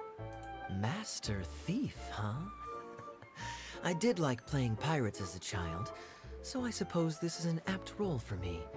And I must admit, the master part is a nice touch. Hold on a second. Are you saying the position of knight is now filled? Eula can be the sword master who can cut through anything and also gets to wear a super sparkly cape. That's more like it. And Kale can be, the healer. Kolja, willst du Ritterin sein? Wenn du Ritterin... Ach nee, wenn du Ritterin sein wirst? No, I don't mind. Healer is a great role. I just don't know if I'm qualified to be one. Whenever I'm thinking of titles for myself, I usually imagine myself as an adventurer or musician. I never thought I could be a healer. I mean, it feels like it should be Master Tainari's role, if anyone's. Don't worry, Kale. You'll be the bestest healer ever. You don't talk much, but you're very kind, just like the healers in Mom's stories. You'll do fine. I heard you're good with bandages. You can patch up a wound, can't you? I can pitch a tent. Maybe you heard wrong? But I'll do my best. It's my first day filling in for Master Tainari, but hopefully it's the first of many. This is a great idea. Once a new visitor arrives, they can assume a new identity, then add in some role-playing. Oh, we can't leave you out, Miss Adia. There are lots of characters in Mom's stories, but you don't remind me of any of them. That's perfectly okay. I already have a role here anyway, remember? I'm the caretaker. I got it! This wasn't in any of the stories, but you can be the mascot. Das Maskottchen. Mascot? Klee, maybe you could think up an even better role for Miss Adia. A mascot, you say? Isn't that a character that doesn't have to actually do anything and sits around letting everyone else do all the important work? Incredible. You've seen right through me. Sounds like the idea of being lazy is pretty exciting to her. The mascot serves to maintain troop morale, Adia. Don't underestimate your role. Ah, all right. I'll be the mascot then. Krummel? That's right. Thank you for bringing these new friends here safely. You can go off and play now. Thanks, Water Droplet. See ya!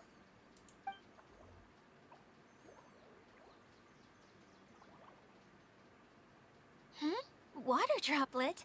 Is that your pet name for it? I suppose it's as accurate a nickname as any.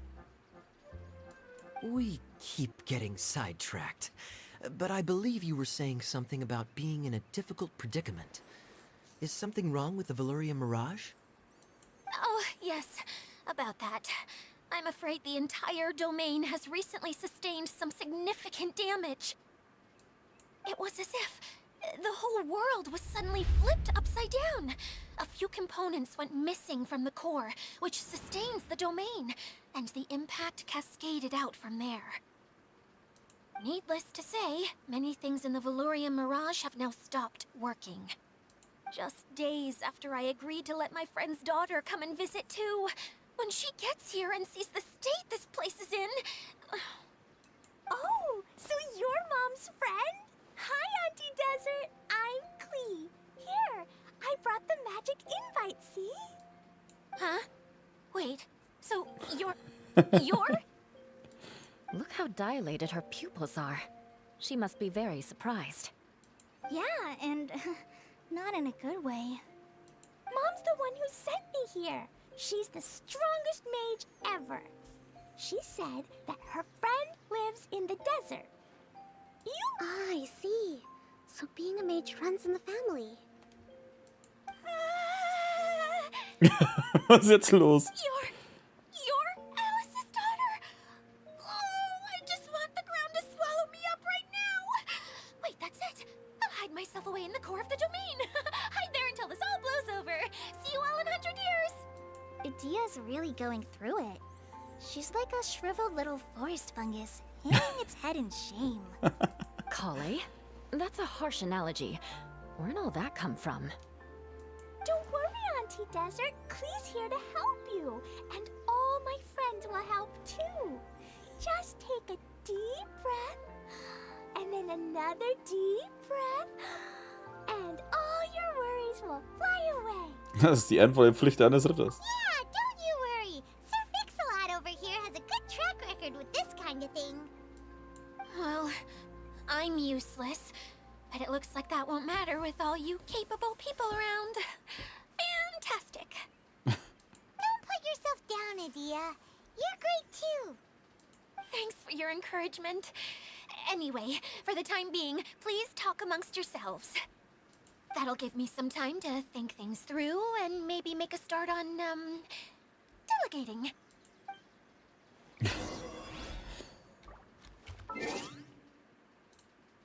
So, jetzt aber mal wieder Zeit. Guten Abend, Minos. Und guten Abend, Lumine. Beziehungsweise Vanitas. Ich hab den Namen schon wieder vergessen. Vanitas Fan, genau.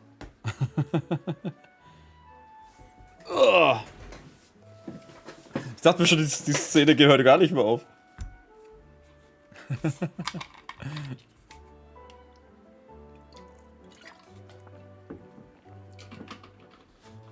Wobei es schon wieder lustig ist.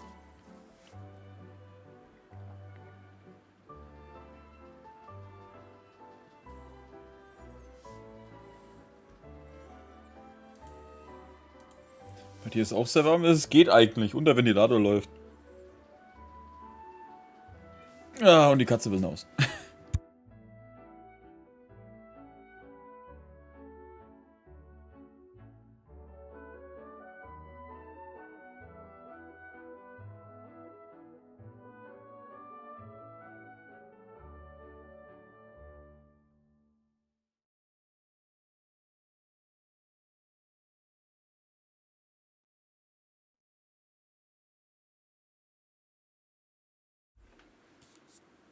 So.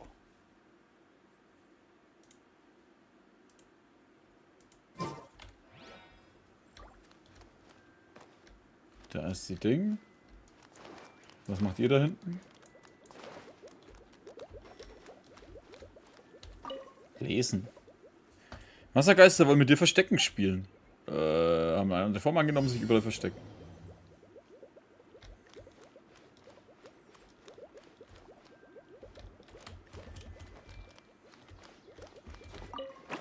Hab dich gefunden.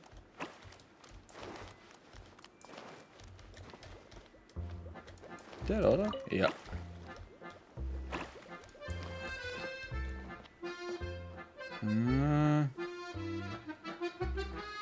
Die Musik, ey.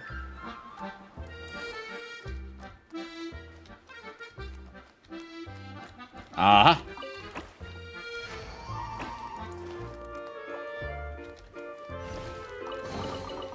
Find anything you like? Na, lesen wir mal mit, reden wir mit denen. Hi, Miss General. Mr. Honorary Knight says that you're from Watatsumi Island. What's it like there? There must be loads of fish, right? Wait! You look kinda like a mermaid. Are there fish in your family? Oh, sorry to disappoint you, Miss Mage, but I'm just an ordinary human. I have lots of great stories about Watatsumi Island, though. Come on, let's enjoy the scenery while I tell you all about it.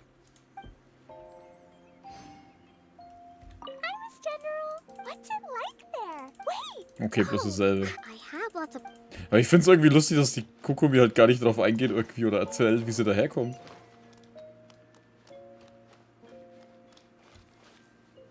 Feeling nervous, Kale? Well, it's your first time as a guide, after all. Hmm? Oh, no, not at all. I'm just, still settling into the role.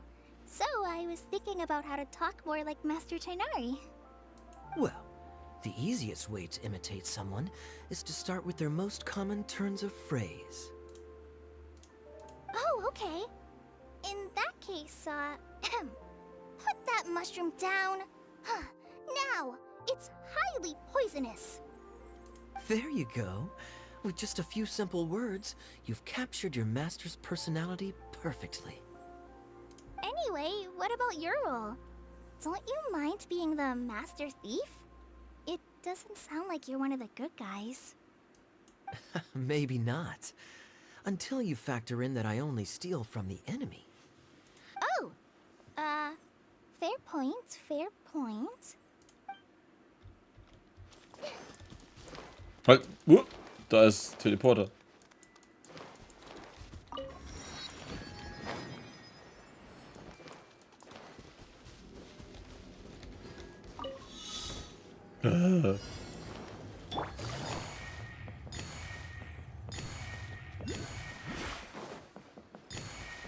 Klaus, du kannst so schreiben, was du willst.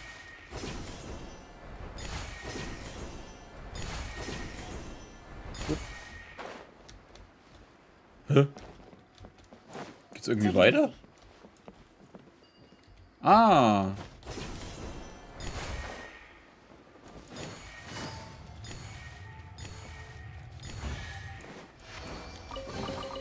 So. Sure. One way to draw your target out of hiding.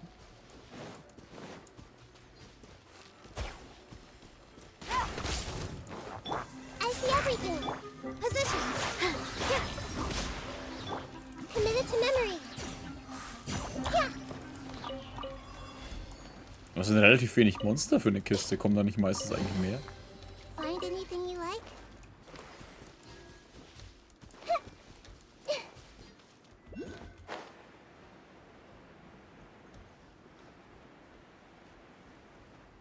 Okay, da geht's dann auch noch auf.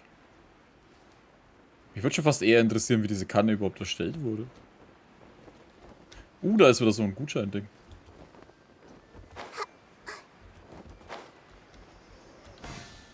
Warum ist da eine Kiste oben? Ah.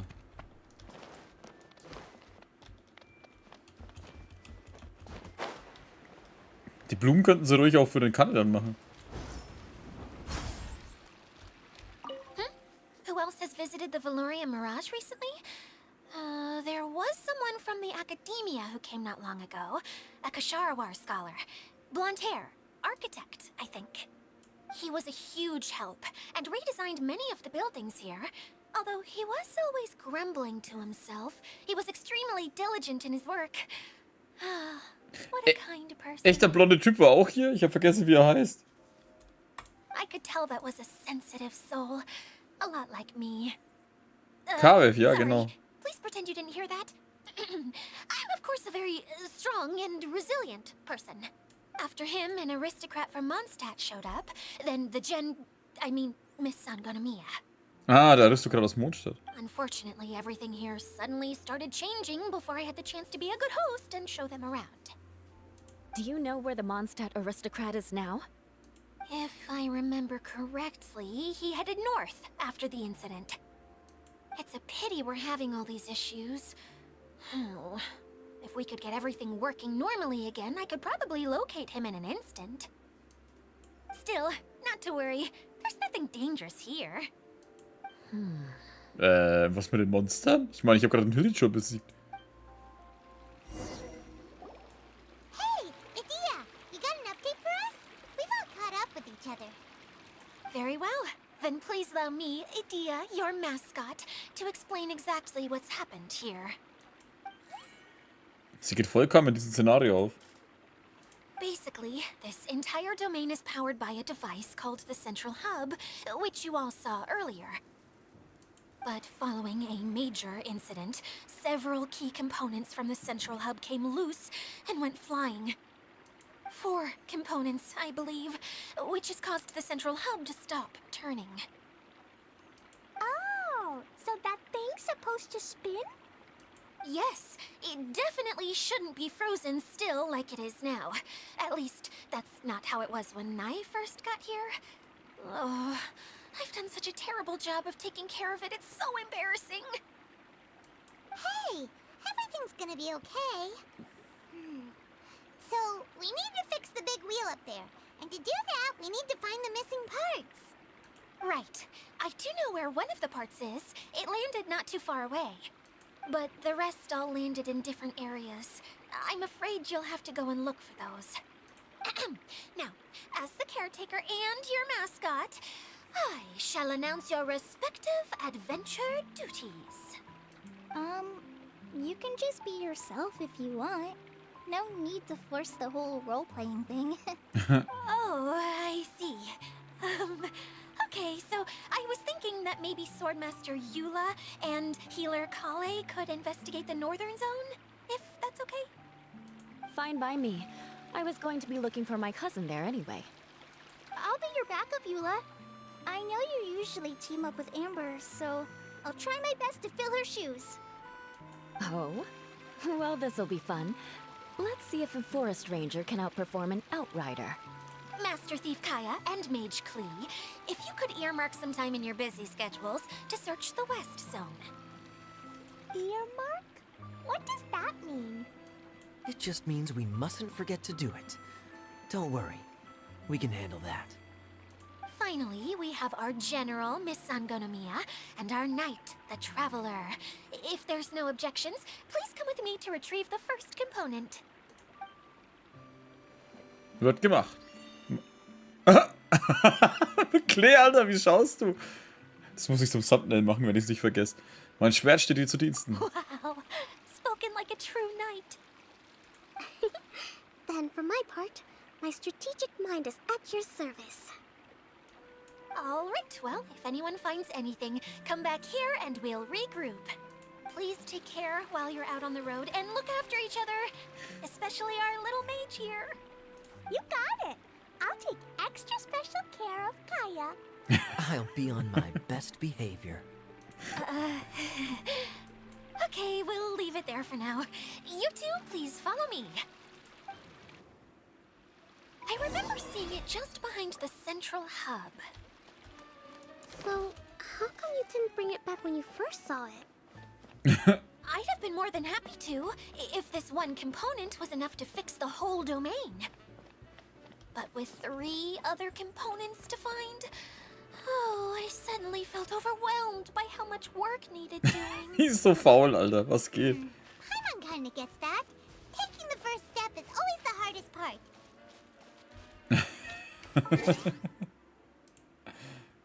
So, zuerst mal dann schön gute Nacht in Welt.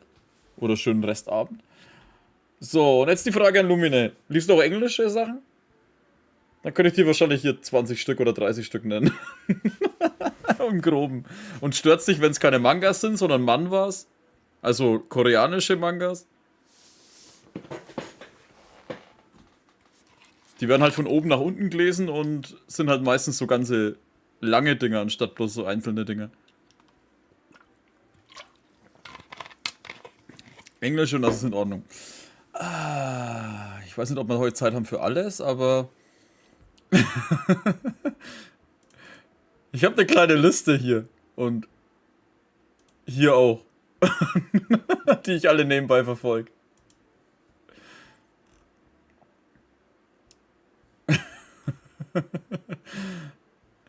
Oder fragen wir erstmal so, was magst du für Sachen? Wäre vielleicht das Wichtigste.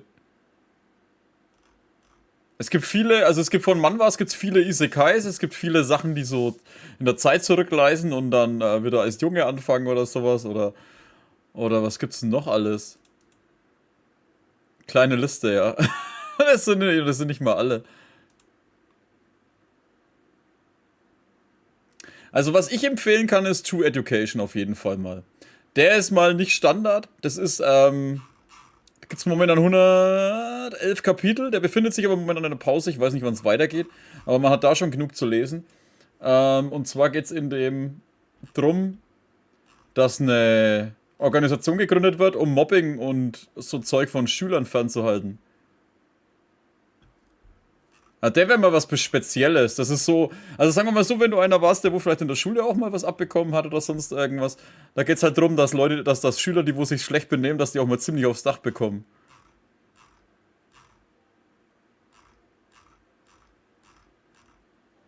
Also den kann ich auf jeden Fall empfehlen, True Education. Fantasy, Vampire, Abenteuer und Action. Okay, was habe ich jetzt momentan gelesen? Also wenn du einen Anime, einen Manga willst, wo du echt viel lesen kannst, kann ich auch Versatile Mage empfehlen. Da gibt es momentan 973 Kapitel. Alter, ich muss doch weiterlesen, fällt mir ein. Nein, es gibt schon 1058, fällt mir ein. Den gibt's auch als Anime teilweise. Und zwar geht's da auch darum, das ist so eine Welt voller Magier und so Zeug. Und da geht's um den Charakter, der wo immer stärker wird und verschiedene Elemente hat und alles mögliche. Da gibt's Monster, die ganze Welt ist gefährlich wie Sau. Ich glaube, an dem habe ich eine Woche gelesen, bis ich die 500 oder 600 Kapitel hier hatte. Ist auch mit so viel Magie und alles mögliche. Abenteuer und kritische Situationen und...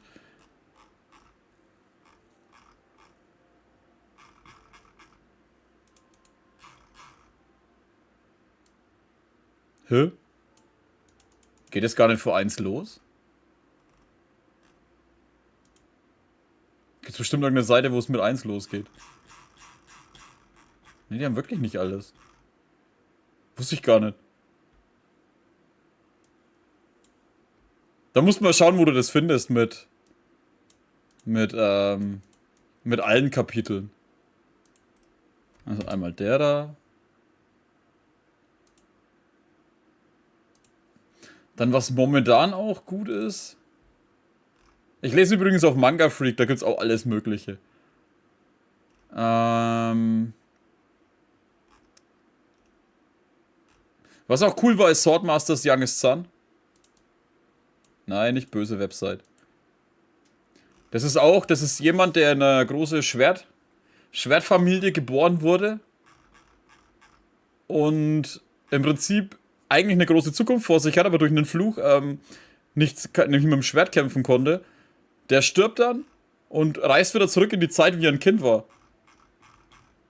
Und danach baut er dann, und nachdem er weiß, wie die Zukunft vonstatten geht, baut er danach seine Zukunft weiter aus und wird halt immer stärker und wird viel besser wie die anderen und so Zeug.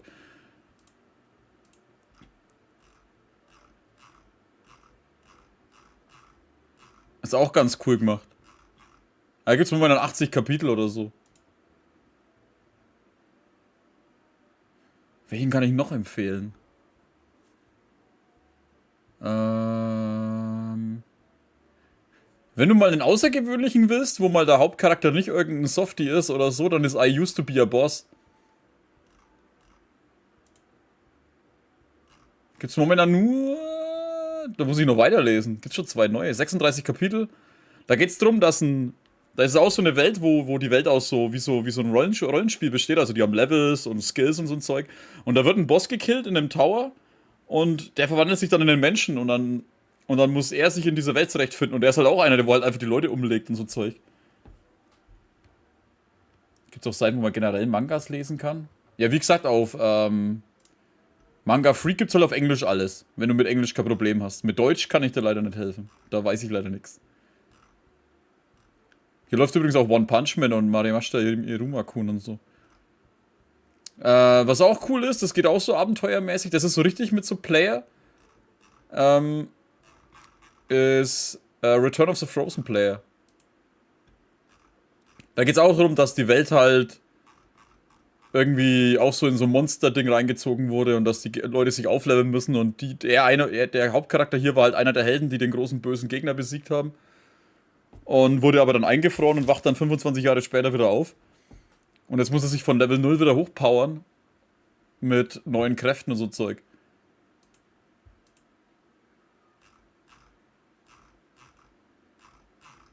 Schaut auch ziemlich cool aus. Und was? Warte mal, wo war denn der? Hardcore Support, Legendary Mechanic.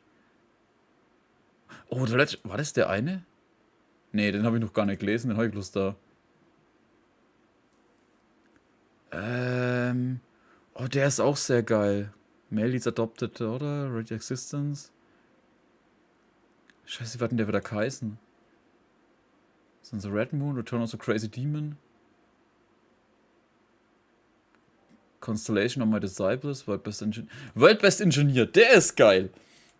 Gibt's einen Moment auch. Ist das schon der da, oder? Ja.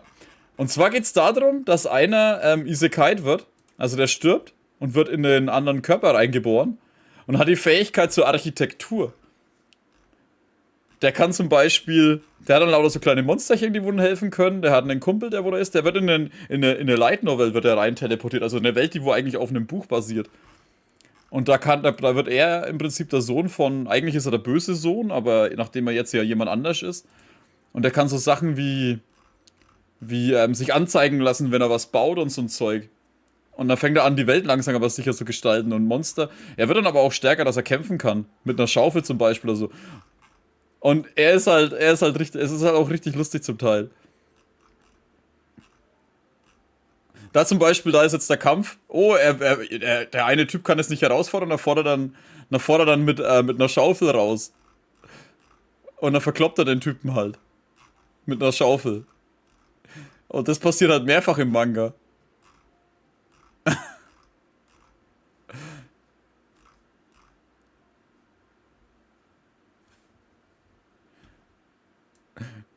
Vor allem, er ist halt dann auch irgendwie, warte mal, wo ist die Szene? Der lernt halt auch Mana zu benutzen und so Zeug, was jetzt nicht wirklich jeder kann in der Welt.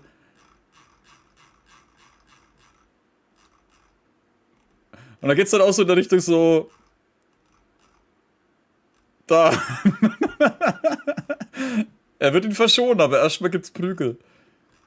Und er macht auch immer so coole Gesichter. Also World Best Engineer. Übrigens, wir spielen gleich wieder weiter, ne? Also für die wo noch da sind. Was waren dann noch?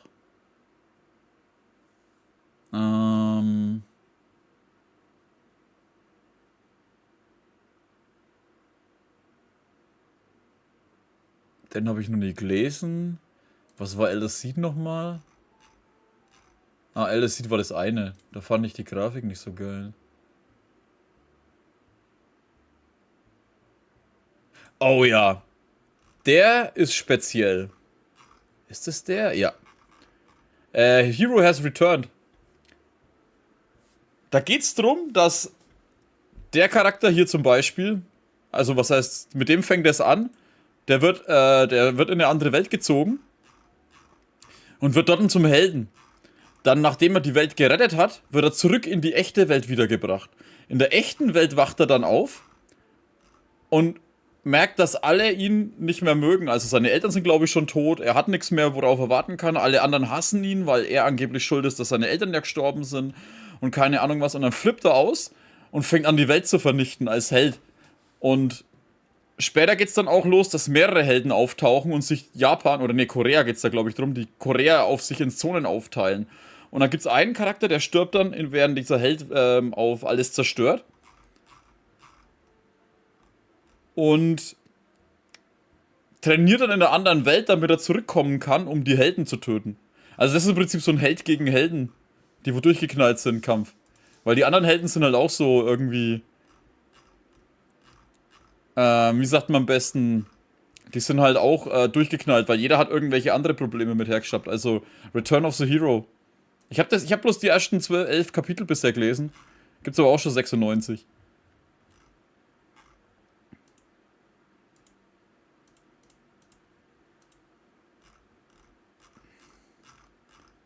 Ja, da fängt er dann mitten an in der Stadt, fängt er dann das Randalieren an und zerlegt alles.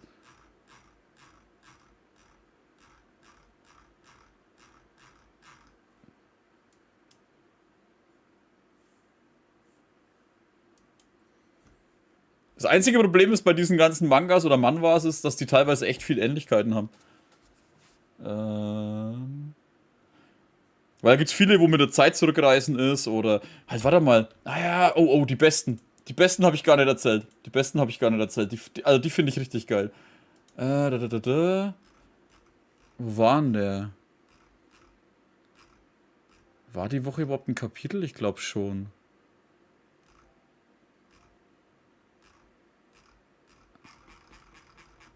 Ich habe eine App auf dem Web. Ja, Webtoon hat nicht so viel. Spear. Nein. Return of the Legendary Spear Knight ist geil. Das ist auch einer, er war der beste Speerkämpfer des ganzen Kontinents oder der ganzen Welt. Und ich glaube, er stirbt dann und reist dann auch zurück in die Zeit. Dass er wieder als Junge ist und so. Und da kann er dann Oder stirbt der? Ne, ich glaube, der tut selber dann zurück in die Zeit reisen.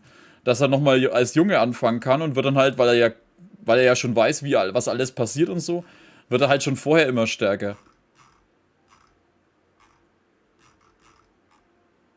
Ah ja, stimmt, er stirbt, glaube ich, dann doch.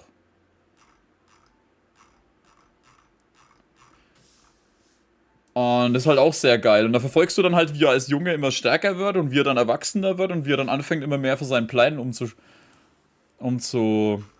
switchen. Und was war das andere? Und das andere, was ich auch sehr geil fand, ist da. The Max Level Hero has returned. Der ist auch sehr geil. Gibt es auch schon 135 Kapitel. Da geht es darum, dass ein Prinz, ist der ein Prinz oder Sohn auf jeden Fall von einem Adligen, ins Koma fällt. Und im Koma reist er in die Welt der Götter. Und da wird er dann trainiert von Herkules und keine Ahnung von welchen allen und irgendwelchen Megaschwertkämpfern und sonst irgendwas. Und da kommt er wieder irgendwann zurück und ist im Prinzip saustark. Er muss natürlich schauen, dass er dann diese Kräfte langsam aber sicher wieder aufbauen kann, aber er ist halt trotzdem viel stärker als alle anderen. Und ist auch sehr cool gemacht.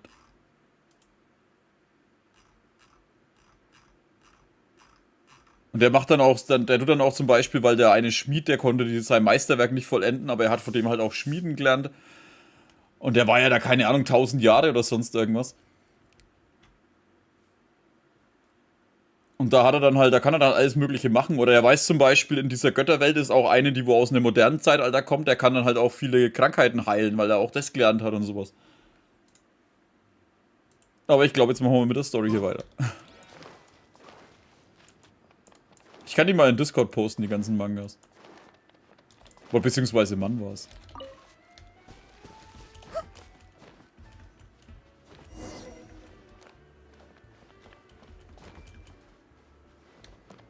Oh, ich hätte auch so hochgekommen.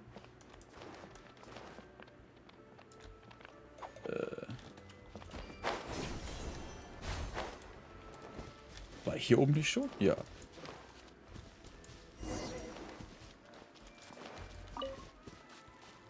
Standort des ersten Bauteils. Hä? Ich dachte, Achso, das ist da hinten.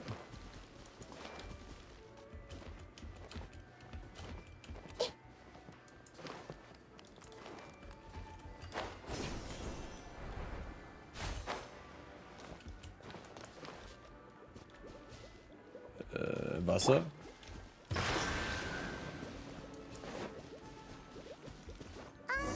Hey, so I must be meaning to ask, what brought you here, Kokomi? Oh, well, things have quieted down in Watatsumi Island for now, so I thought I'd take the chance to get out and see more of the world. You've traveled a pretty long way. Why Sumeru? I figured that I needed to venture further than usual to really broaden my horizons. Well, that's one reason anyway. I can explain in more detail another time. Dass die dann immer genau da landen, wo auch der Traveler hingeht. Die sollten mir noch nichts erzählen, Alter. Die wissen doch ganz genau, wo sie hingehen. Hey Leute, was geht?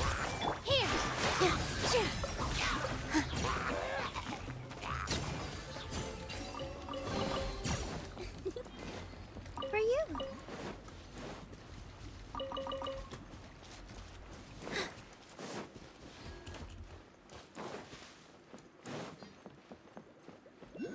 Ah, da. Hä, muss ich das aus dem Ding rausziehen? Okay, this is the spot. Now, I'm sure you're both wondering, but where's the component? There is nothing here. Oh, where could it be? Oh, it's that lamp thingy, right? Water Droplet showed us how that works already. Yes, that's the one. There goes my big introduction. Super Showing Paimon. people the ropes is supposed to be my job. Oh, I can't believe I'm being shown up by a Hydro-Eidolon. Cheer up, Idia. The Hydro-Eidolon can give a basic demonstration of how to use things, but beyond that, it can't communicate. That's where you come in. Your descriptions can explain everything in full, vivid detail. Paimon forgot how persuasive Kokomi can be when she really wants to. Sometimes having a genius strategist around really comes in handy.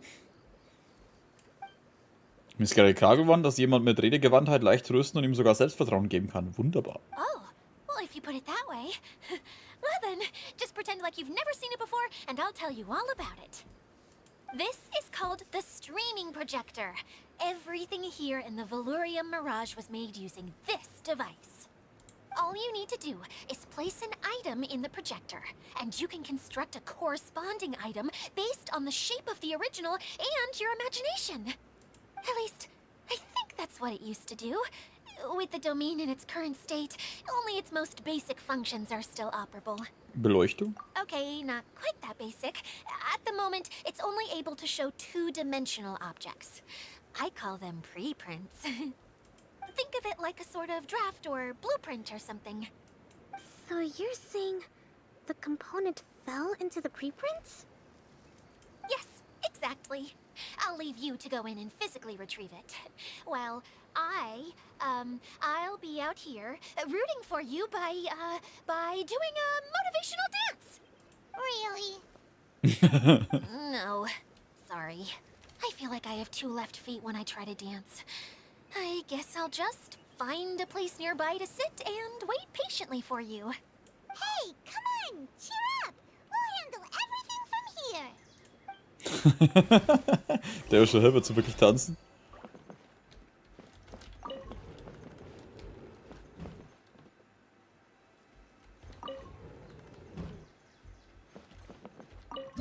Mal schauen, wo ich rauskomme. Da. Doesn't look like the component is in here. Wohl Rettich und Möhren. Yes, that's the one!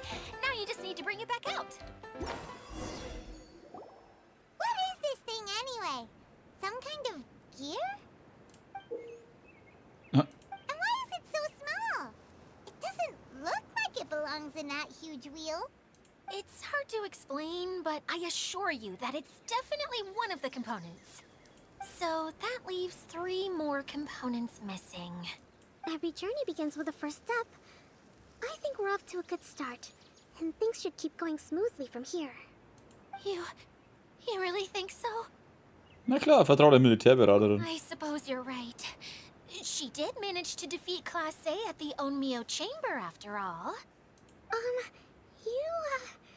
You don't need to keep bringing that up. Anyway, thank you for all your help. I'll take this and start trying to repair the central hub. You two may as well head back to town. Oh, why am I so clumsy? Once again, I was no help at all. The least I can do is try and handle the actual repairs. Ja dann, schön, dass du da warst, Mino.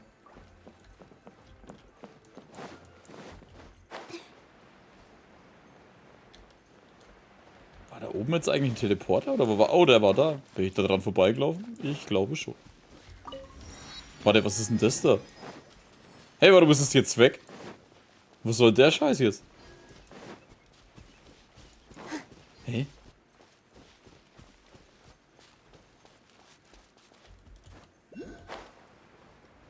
Da ist es wieder. Ah, das ist eins von diesen komischen Glücksdings da, Bums da, was weiß ich was. Aktion. Ah, Abenteuer, Abendstände, Verabredung. Was? Hä? Ah, man bekommt die Laila. Eine Sommer... Warte mal. Alter, das war ja auch die, wo sie gesagt hat, die war hier. Nee, blondes Haar, das war der andere. Ja, ich hab vergessen, egal. Die zahllosen Gäste, doch, die war da. Cool. Sommerliche Begegnung. Luxuriöse Truhe. Oh. Sommerparadies Mirage 1. Vorausgehende Aufträge verfügbar. Nach 7 Stunden verfügbar. Okay. Und da? Komm, schnapp sie dir. Ah, okay. Das sind im Prinzip wie die Muscheln. Was ist das? Kristall und beschwerte Freude.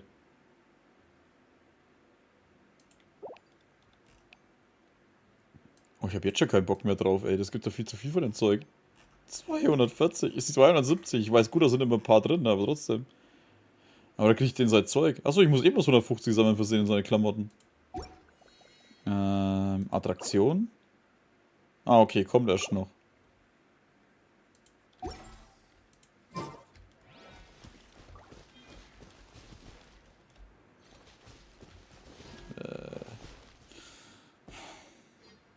Jetzt müsste ich wieder hoch. Ah, warte mal, ich kann mich doch porten.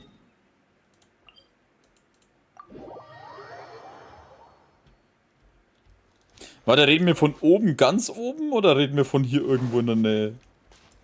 Dass die Kiste da ist.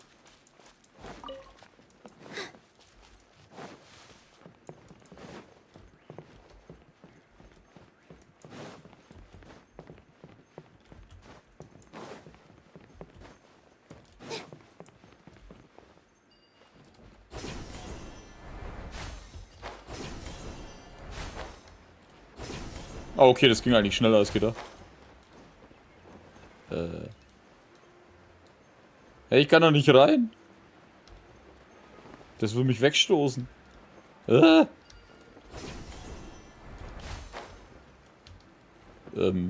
Okay. Oh, ja.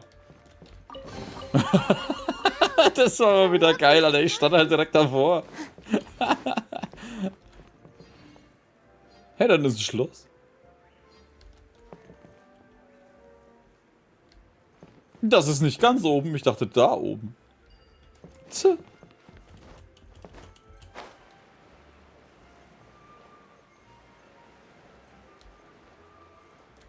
Wüste? Achso, das ist so Paradiese in der Wüste darstellen.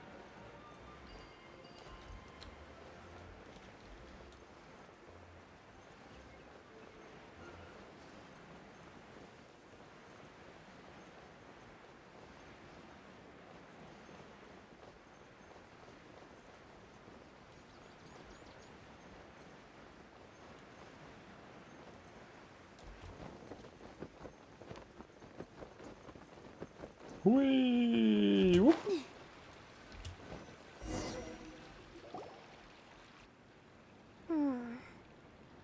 What's wrong, Kokomi?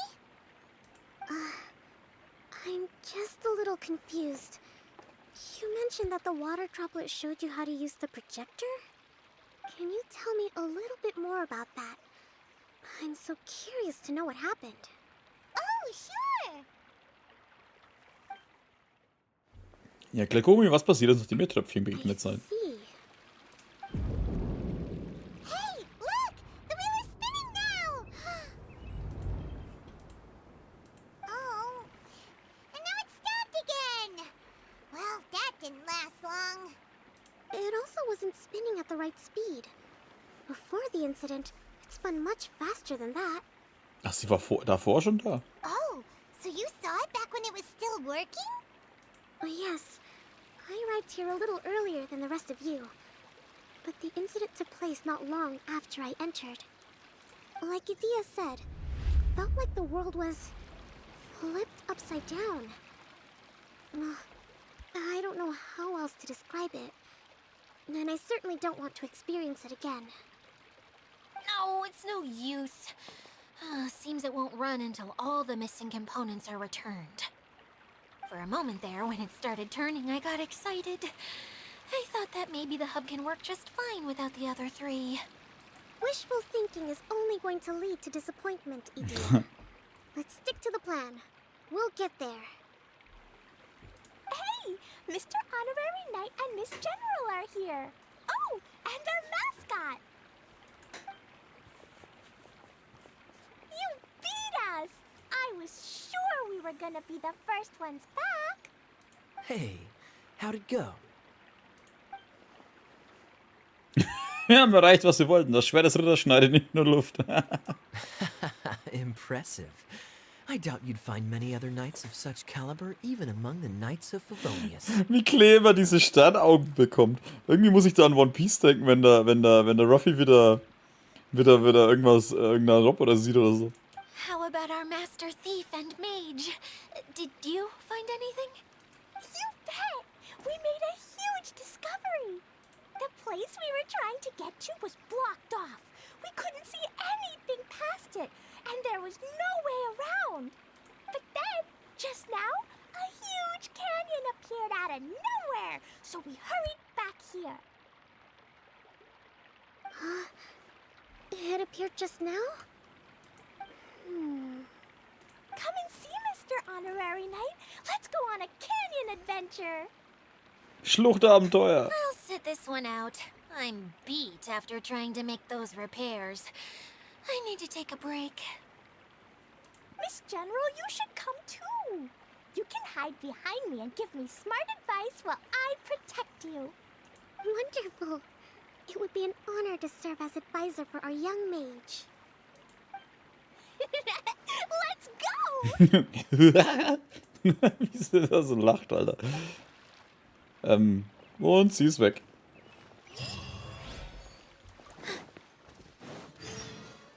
Steige in den Express, aber dank einer Sicherheitsprozeduren. Was? Geht zur Schlucht, wie gesprochen hat.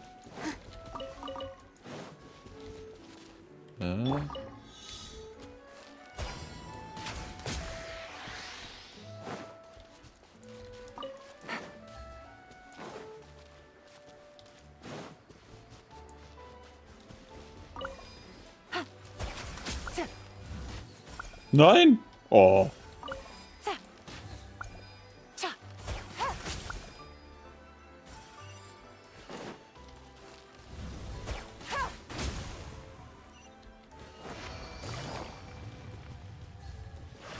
Warte, wo ist die Kiste? Warte, die ist bei mir aufgetaucht. Ja, die Kanne, die Kiste hier, das Ding hier ist nicht gefährlich, deswegen laufen hier auch wilde Viecher rum und so ein Zeug. Easy money.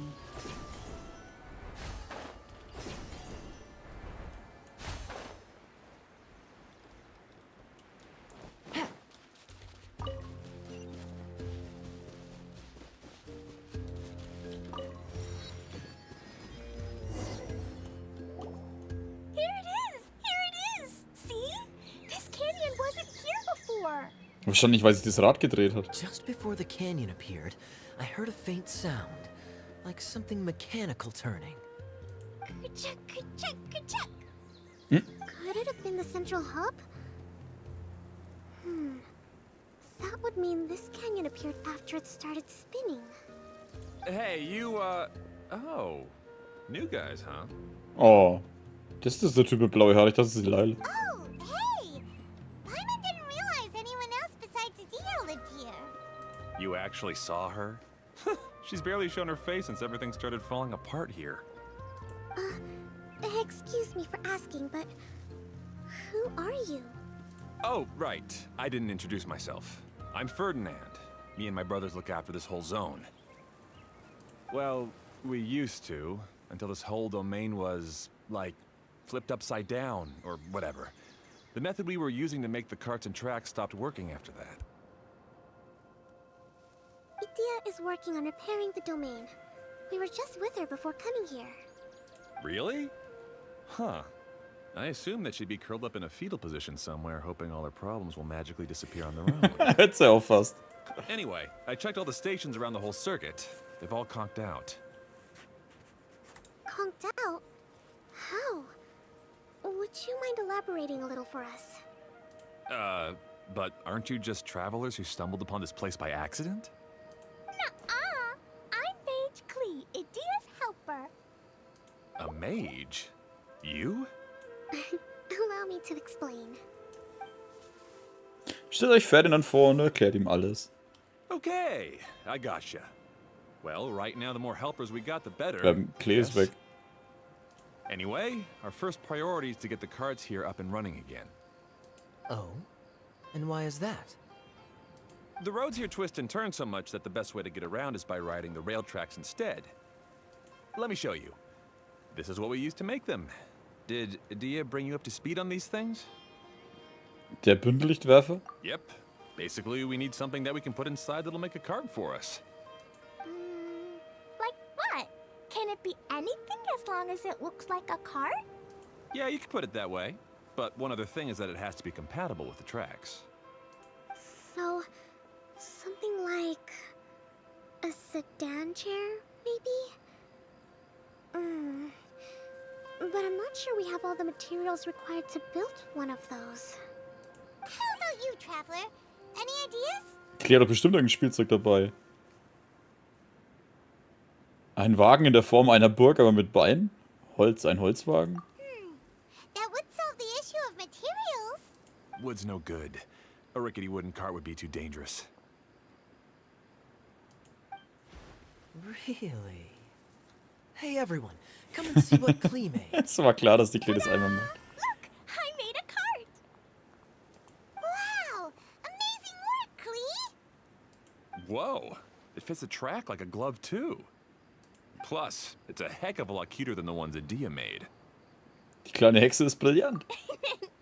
I just wanted to give it a try, and suddenly, boom! There it was! Paimon's gotta ask, what exactly did you make your cart from, Klee? I used Jumpy Dumpty.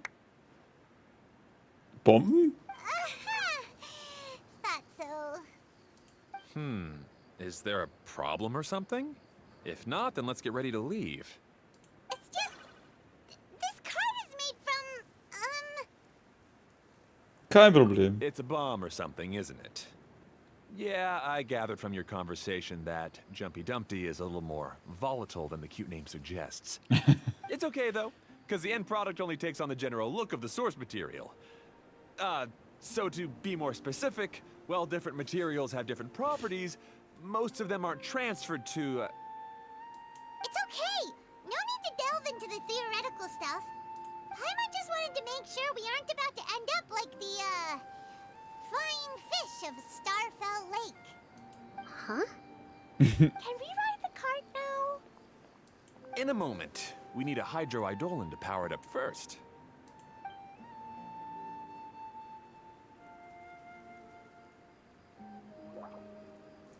Grummel? Okay, she's ready to roll. Hop in. Wie sie echt eine Bombe reingesteckt hat. Die Chuchu-Haltestelle des Chuchu-Express teilen sich in freigeschaltet und nicht freigeschaltet ein. Der Chuchu-Express kann nur an die freigeschalteten Stationen gefahren werden. Wenn der Chuchu-Express das erste Mal nicht freigeschaltete Chuchu-Haltestelle erreicht, wird diese freigeschaltet. Sobald der Chuchu-Express eine bereits freigeschaltete Haltestelle passiert, hält er nicht an, sondern fährt direkt weiter.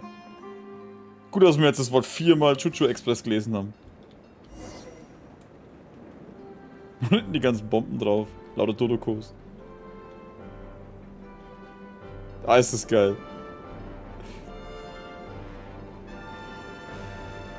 Whoa! This cart is fast! Chugga chugga chugga chugga woo woo! Yeah! I'm gonna call it the Choo-Choo Cart!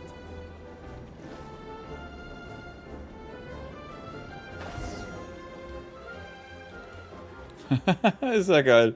Das muss man mal machen, wenn wir alle freigeschaltet We haben. need to make some repairs before we can go any further. Yep, looks like it's all reverted to a preprint state here. Do you know why that happened? Everything in this domain starts as a preprint and only takes shape after being illuminated by the streaming projector.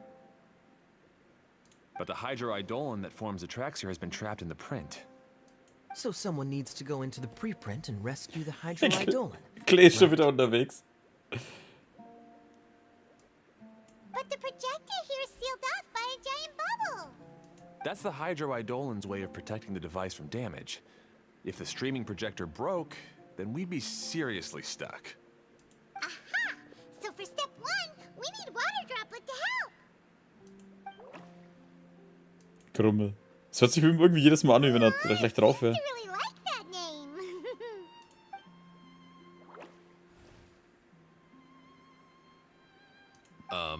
Any volunteers for step 2? Leave that to us. We know what to do. Also ich halt. Hör auf immer zu sagen wir.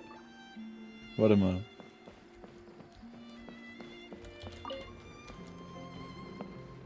Zu dem komme ich. Ich steige in der Mitte ein, ne? Ah, so the hydroidolin was locked up in that chest. Aw, it's completely empty. Yay! We saved 2 water droplets now!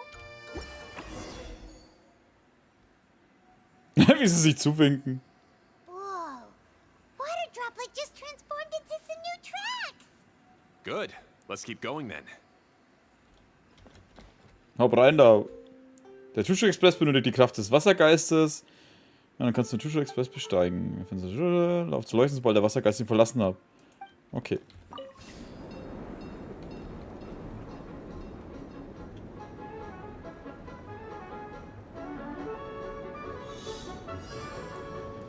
Hey,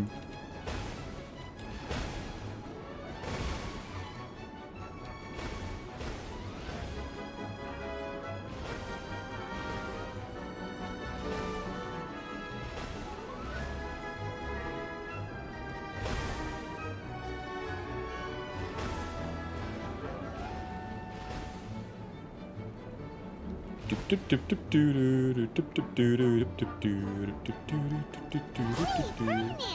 You mentioned that you managed this place together with your brothers. Did you mean that your brothers are water droplets? No, no. The hydroidolins are like helpers here. As for my brothers, well... those two. You'll meet them soon enough. Der scheint nicht so begeistert zu sein.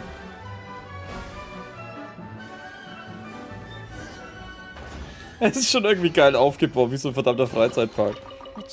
Ich meine, ist er eigentlich auch, aber trotzdem. Was ist jetzt? Das ist der Tusche Express, eine Fahrbahn, auf der du die Strecke wechseln kannst. Kannst du. Ah, okay. Weiter geht's.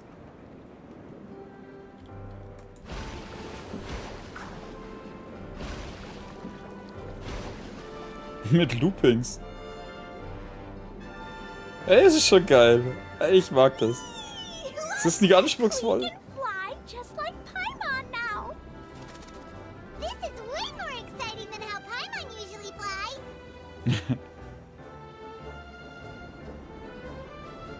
Kann ich die angreifen? Nee.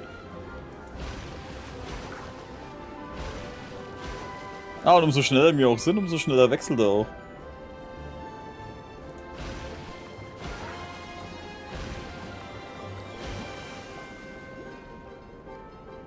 We've just about finished repairing the station and the connecting tracks.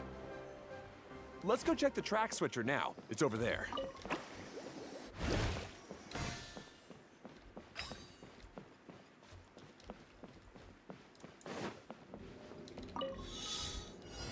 Ja, diese scheiß grünen Dinger immer sammeln.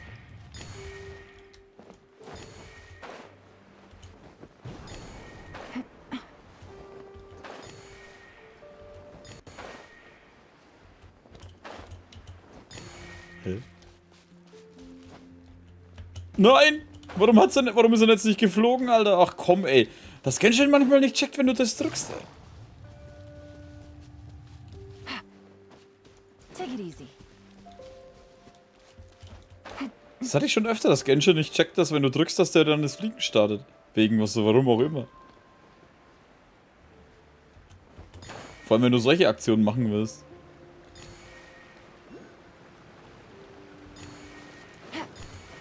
Ah, okay, das war ich selber.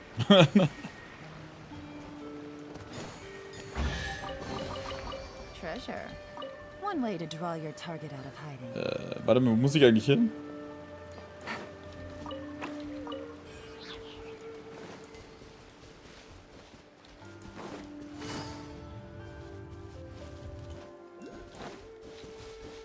Da oben? Take it easy.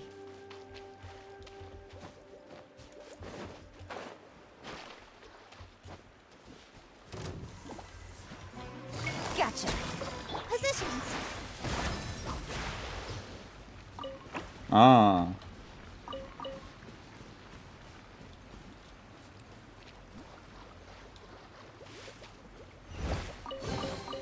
Let me help you pack this up.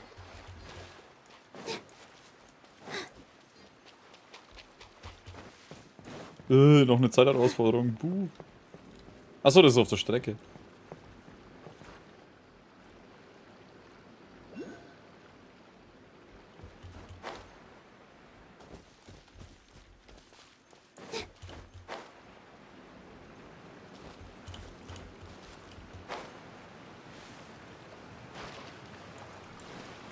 Wegen fehlender Schiene reicht der Schulexpress heute nicht die Station, ja.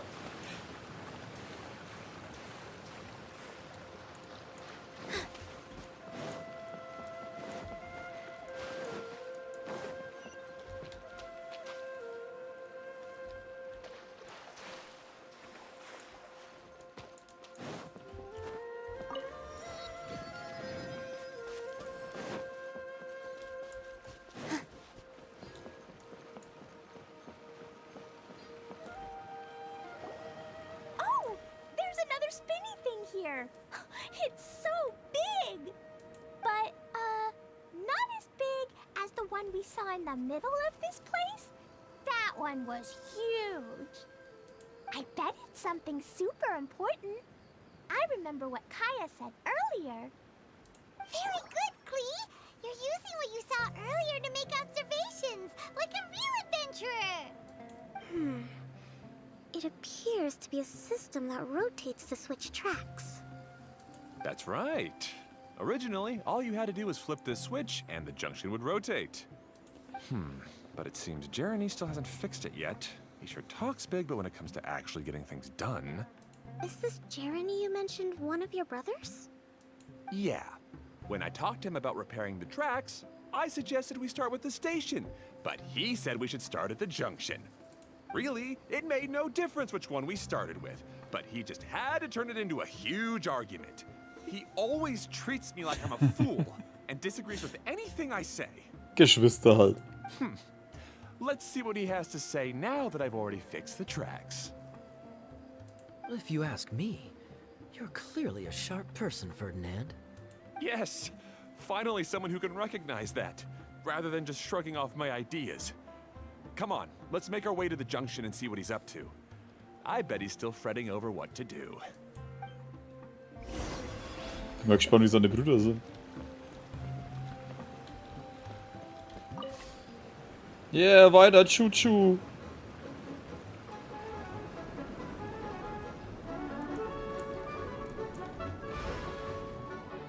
Sometimes I can't help but get angry just thinking of Jeremy. You should have seen him back in the sandstorm. I suggested we go east, and he argued that we should go west. You were in a sandstorm? What happened after that? We separated and each went our own way.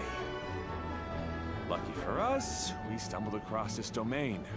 Otherwise, I'm sure we would have been buried in the sand. Ach, die sind dann hier gelandet. Everything will get better once we get the switcher working again. Still stuck here just as I expected. Well, did you make any progress? Didn't I already tell you? Just have the hydroidolins fix the junction and then make a new cart. After that, we can use the junction to... Wait a minute, how did you get here? It took a lot of effort for me to climb all the way up here. The answer is standing right in front of you. Yeah, sure. Those travelers must have helped you. You never get anything done on your own. You always get someone else's help and then try to take the credit for yourself. You're one to talk. What have you managed to accomplish, huh? You were here just moping around all day. Whoa. They started arguing the moment they saw each other. But aren't they supposed to be brothers? Ja, deswegen, ja.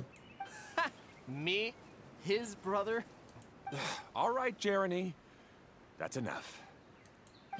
Fine. I'd rather be focusing my efforts on fixing the track switch rather than arguing anyway. You should calm down too, Ferdinand. Let's all focus on the situation at hand. Any personal problems can be settled later. Fine. Wenn sich Geschwister nicht den Kopf einschlagen, sind sie nicht normal. Ganz einfach. Hattet ihr viel zu gute Beziehungen mit euren Geschwistern, dann war es falsch. Ende. I'm sorry you had to see that. My name's Jeremy. I'm one of the people responsible for taking care of this area. I assume you're the ones who helped repair the tracks. Thank you very much. Also nicht, dass ich ein großes Problem hatte, ne? Man hat sich bloß ständig gestritten. No need to thank us. We're just trying to help Idea restore the domain. Die gegenwärtige Situation. I see. Now that you and Ferdinand brought the cart up here, we'll need the hydroidolins to fix the area below. Them again? again, huh? Seems the hydroidolins are really important around this place. Yes, of course. Not only do they keep the junction turning, they operate practically everything else in the domain too.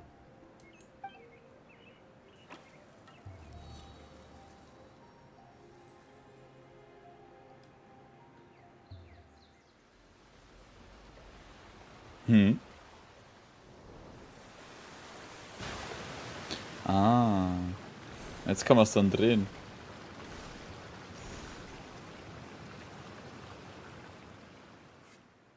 All right. Seems most of the tracks and junctions have been repaired now. Yep. So maybe it's time you give credit where credit is due, What? You think you deserve the credit? If anything, we should be thanking these travelers. You... Well, either way, you're not the one getting any credit. You're always quick to criticize my ideas and push your own, but you never actually get anything done. And what about you? Don't forget it was Hado and I who took care of the mess that one time you impulsively tried one of your brilliant ideas. Speaking of Hado, wasn't he with you? I left early this morning. I assumed he'd be with you. Seriously? Couldn't you have at least looked to see where he was before you left? Hey, come on! You didn't see him either, so what's your excuse? Klee? Kannst du niemanden streiten sehen? I don't get it. Nobody did anything bad. Why are they arguing? I just don't like his smug attitude, that's all. Who are you calling smug? If anything, you're the one who's making such a big fuss right now. All right, I think we've heard enough from you two. If you insist on bickering, then I'd suggest you go somewhere else. Otherwise, I'll just cool you two off myself. Fall mal dran ist. Ja, genau. Now, come with me. I'd like to have a word with you. Phew. Don't be upset, Klee. There are many complicated situations in this world which don't always have a logical explanation. As a passing traveler here, it's not my place to comment on their disputes. But in my experience, family issues can be the toughest to resolve. Seems you don't like dealing with this kind of thing either, Kokomi. Das ist verständlich. But it's still not right. I don't know how to explain my feelings. I'm sorry. We've calmed down. You shouldn't argue in front of a child like that. We're sorry, Klee. It's okay. Back to the topic at hand. Weren't you about to go look for your brother Hado? Ah, right. Our best guess is he's somewhere around the torrential twister. We would have to use the junction to send the cart to another area. Sorry to trouble you again, but would you help us find him? Wenn ihr versprechen, nicht mehr zu streiten. Oh, all right. Ich frage mich wie wir alle in dieses verdammte Karte passen. Hey, come on, you two.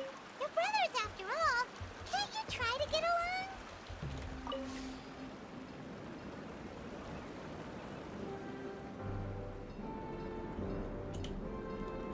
Lass mich mal hier raus. Da ist so ein Ding.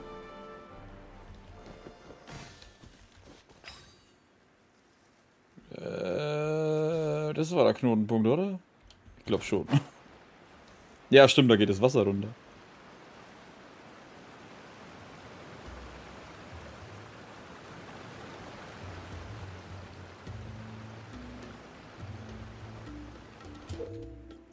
Die Streckenwechsel, ja, passt schon. Warte mal, auf den Holzschildern stecken, das Zielort, Chuchu Express stecken. Ah, okay. Wow. Sanftblaue Blume zur Knotenblume hoch oben führt. Mondgelbe Blume ist Stromschnellenfahrbahn. Wüste im Südwesten. Türkise Blume in die Höhle im Osten. Wo sollen wir hin? Okay, this is the end of this track segment.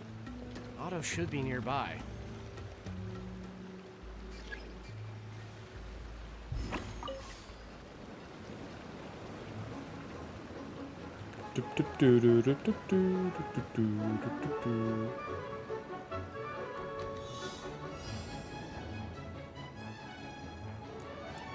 Ah! Nein! Fuck, ich drücke immer die Maus anstatt Ding. Ich muss nochmal von vorne anfangen. Lass mich von vorne anfangen. Das ist ja voll ätzend.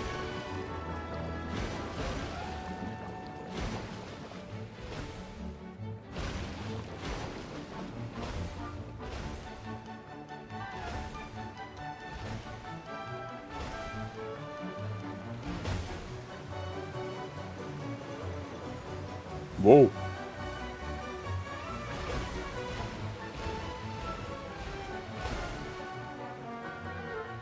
Achso, man muss nur eine bestimmte Anzahl machen. Ah, sehr schön.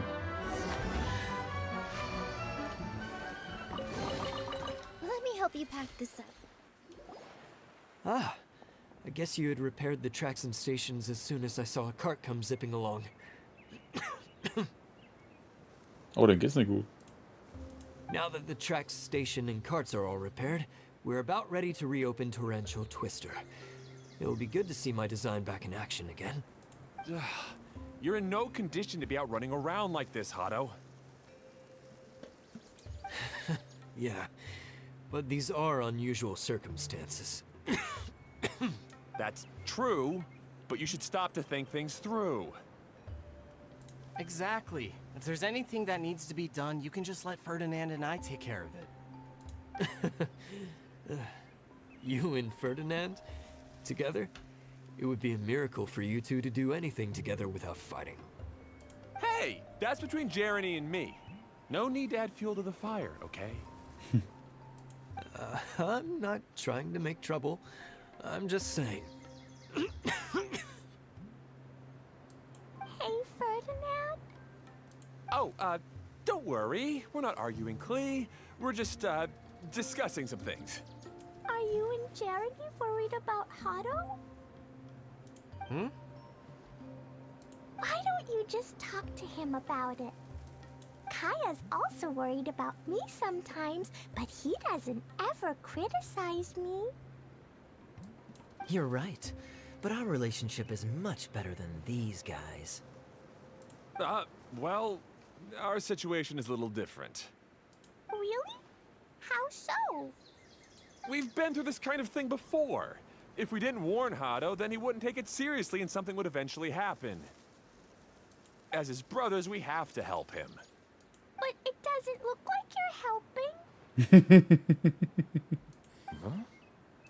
Maybe Klee doesn't understand everything. But my mommy told me that you help someone to make them feel happy, not to make yourself happy. Hado sure doesn't look very happy. Why don't you ask him what he needs? Klee's right, you know. You three need to open up and talk things through. You are brothers after all.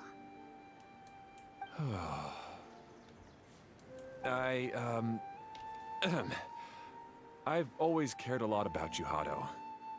Just like when we were back in the desert. You suddenly passed out and Jeremy and I started arguing. Eventually, all three of us ended up in this domain. I'm just worried that something similar could happen again. If you were to pass out and with nobody around to help you... I know, but this domain is nowhere near as dangerous as the desert. I was thinking that if I could handle these problems myself, then you two wouldn't have to argue about anything. If it weren't for my poor health and lack of energy all the time, then I wouldn't have always been such a burden on you two. No need to feel guilty, Hado. This was our choice. The three of us love adventuring. No one is a burden on anyone. Isn't that why we came up with the idea for this area? I would do the thinking, Ferdinand would use his muscle, and you would... Draw the blueprints and build tracks. It'll be a safe way to see all kinds of amazing scenery. Yes, that was the plan. See? Doesn't it feel better just to get along? Hey, what are you trying to say? You make it sound like I've only been trying to talk myself up. The choo-choo cart is great, Ferdinand. Really? You know, Klee, Having the car zip along the tracks was my idea. Ah. Yeah, what an amazing idea. You're so smart. Hey, Klee, do you want to ride even more fun carts? Yay! Let's ride more. Looks like all three of them are trying to win Klee's approval now. Hauptsache Klee ist glücklich. Klee hasn't realized it yet, but her innocent, childlike nature is very powerful. It can inspire and even help heal others. Hey, everyone. Please come with me. We need to get the Hydro-Eidolon in the cart to help us. Jetzt bin ich aber gespannt, wenn er eine bessere Fahrt verspricht. Hä?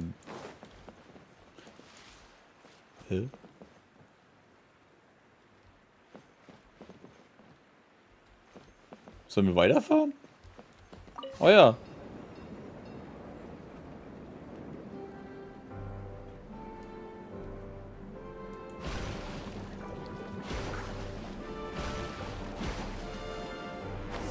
Oh, das war's ja schon. Langweilig.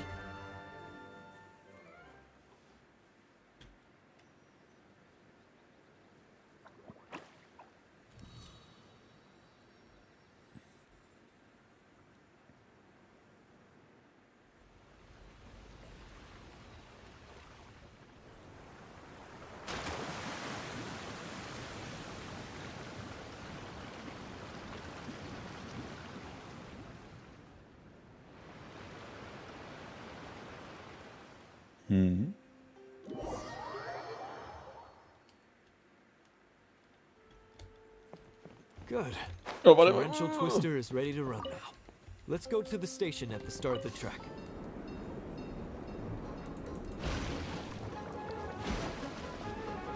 Du wirst schneller und Abkürzung. Hä? Nein! Warum fährst du weiter? Lass mich zurück. Ha. Wir werden wohl erstmal weiterfahren.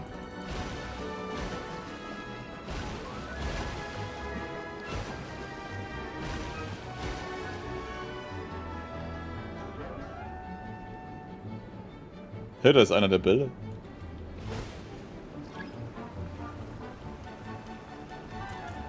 Nein, lass mich raus. Okay.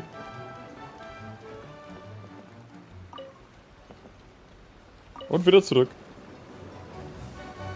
Und die Musik geht einfach weiter. Cool.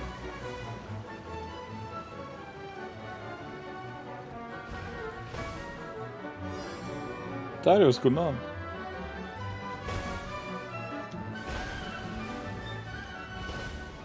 Irgendwie erinnert mich die Musik an so alte 90er-Filme oder so.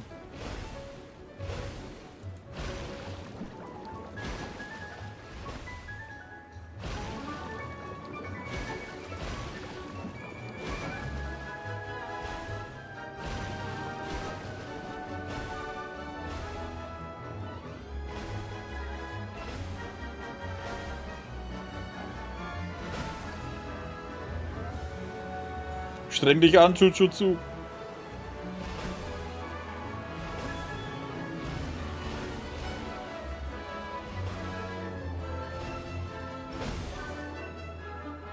Nein, warum?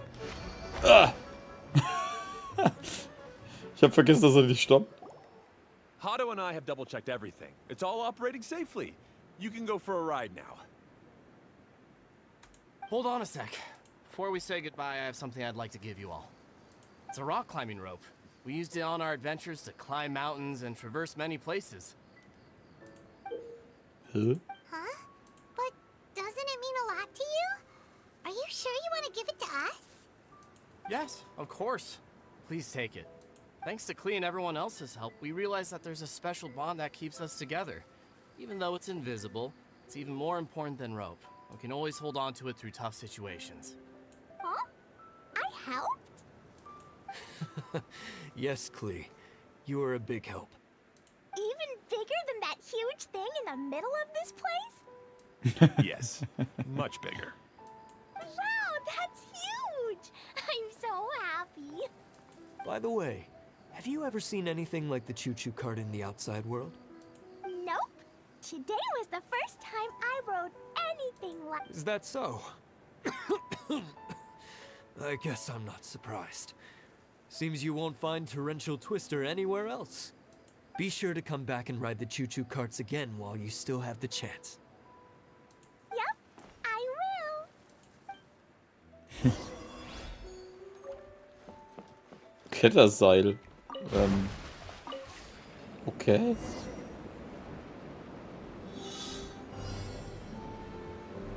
So, das sind natürlich die richtigen Dinge.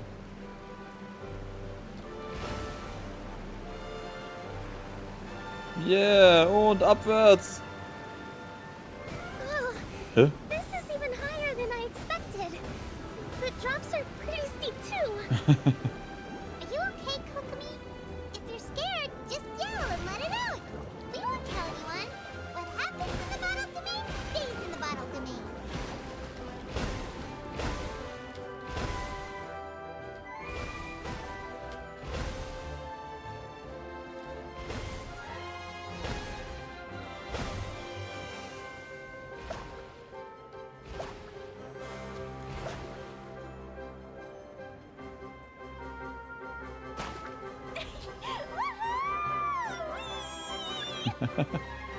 Looks like Klee's having the most fun.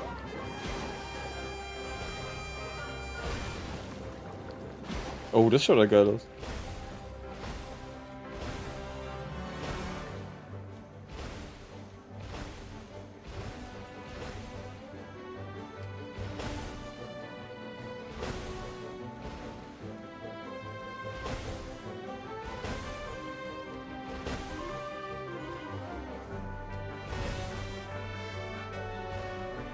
Hey, was ist los?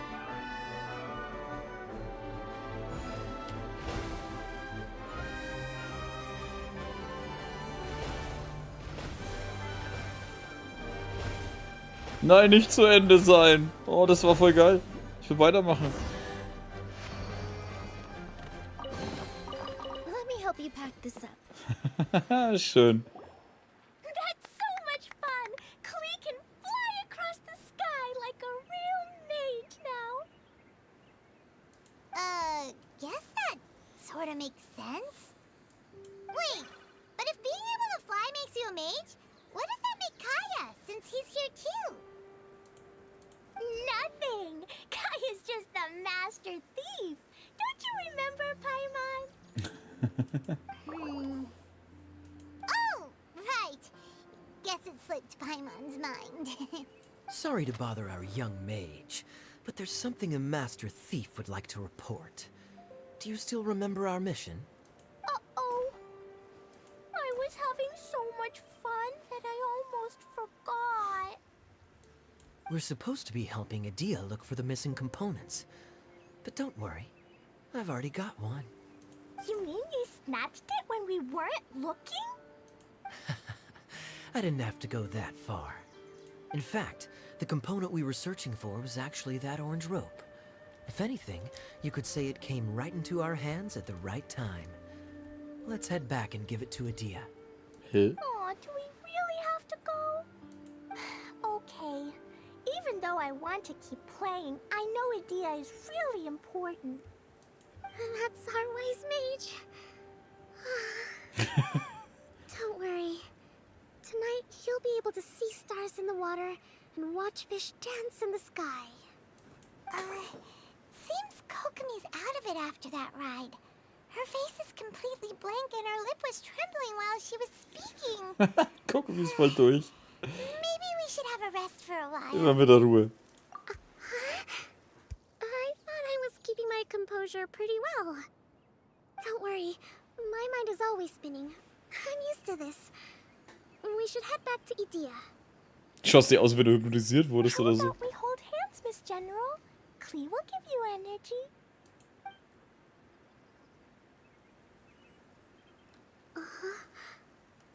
After holding Klee's hand, the stars in the sky and the fish in the water have all disappeared. I must have been seeing things from riding the cart.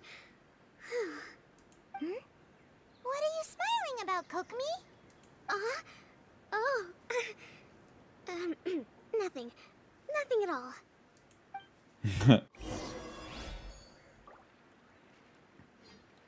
Steige in den Express, kehre zu Silberflaschenhof zurück. Ey, da haben wir das Ding noch gar nicht, warte mal. Da müssen wir da hin. Wo ist das da drüben?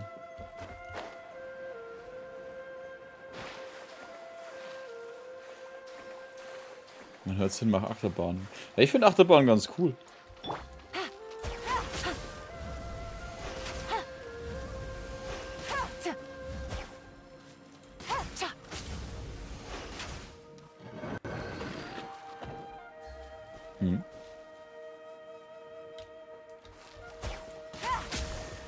Achso, warte mal, du zeigst mir, welchen ich zuerst aktivieren muss, stimmt?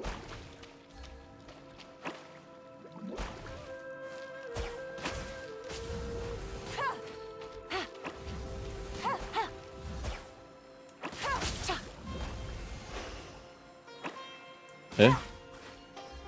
Achso, der da? Ja, scheiße, den habe ich nicht getroffen.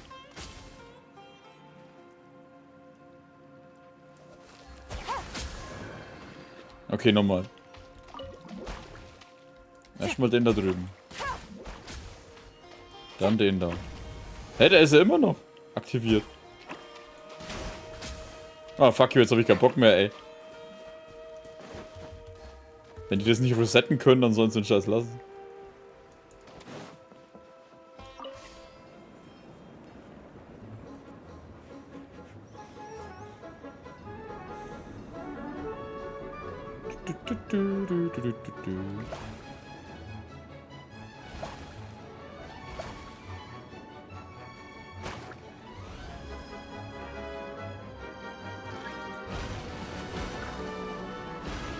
Hier da vorne ist eine Wand. Ah, okay.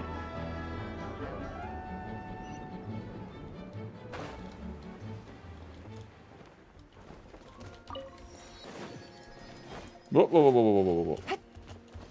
Take it easy.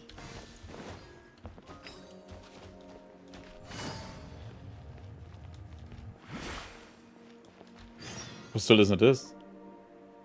Scheinbar an einem wundersamen Ort gelandet. Dieses riesige Steinblatt da drüben, ist das etwa ein Gemälde? Ist die Landschaft draußen ziemlich ähnlich, aber ein Teil des Motivs ist irgendwie komisch angeordnet. Warte mal, hier ist auch so ein Jutsu.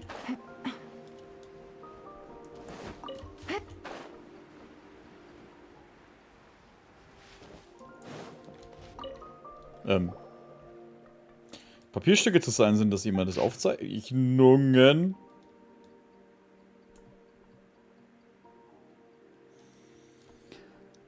Okay. Kurz gehen. Verstreut aber doch gut erhaltene Tagebuchseite 1. Große Maler müssen der Nachwelt ein wertvolles intellektuelles Erbe hinterlassen. Meine künstlerische Notiz, das Tagebuch von Guy Verhecht, wird eines Tages zu einem Klassiker, den die Menschen mit Begeisterung lesen werden. Alle Hindernisse, auf die ich bis zum heutigen Tag getroffen bin, sind nichts anderes als unbedeutende Stolpersteine auf dem Weg zum Erfolg. Diese jungen Gelehrten in der Schule sind allesamt nur Stümper, die sklavisch den Wort ihrer Lehrer folgen, ohne darüber nachzudenken, in welche Richtung sich die Kunst weiterentwickeln sollte. Die Lehrer sind überheblich und arrogant und beschränken sich ganz auf ihre früheren Erfahrungen, ohne jedwede Flexibilität. Von den Aufgreifen von neuen Dingen und einer Erweiterung ihres Horizonts ganz zu schweigen. Der vollständige Bruch mit ihnen ist die selbsterfüllende Prophezeiung. Wenn es zum Schlimmsten kommt, werde ich diese Atelier nie wieder betreten. Wenigstens habe ich ein größeres Verständnis für die Dinge entwickelt, als Sie und ich werden mich mit meinen Meisterwerken beweisen.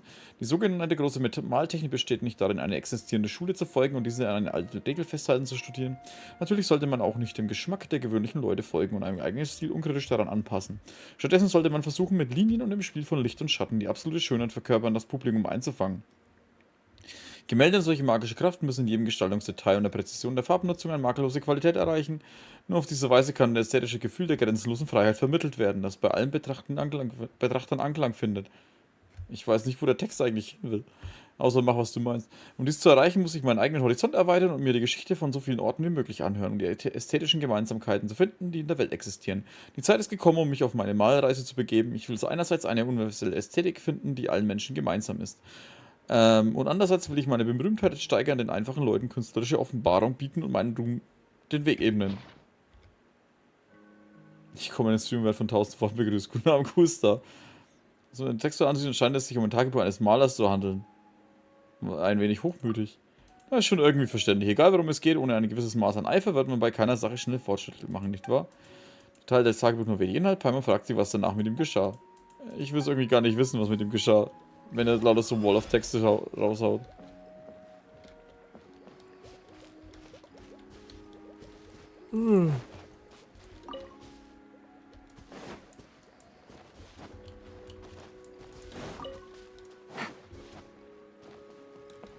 Oh, ich kann mit dem Ding nicht losfahren, ich habe keinen Geist.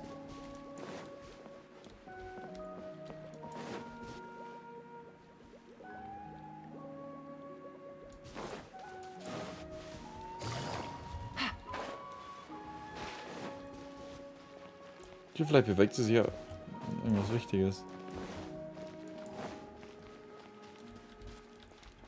Jetzt schauen wir uns mal. Wir können uns hierher porten, ne, oder? Ja. Weil ich habe jetzt ja gar keine Lust auf sowas.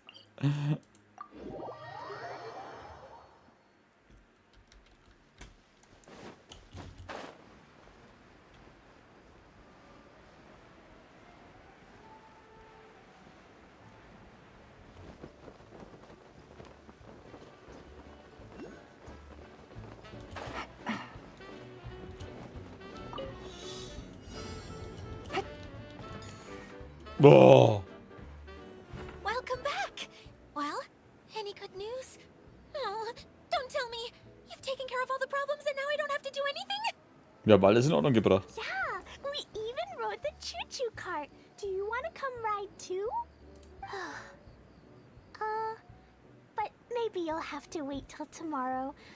I'm a little tired now.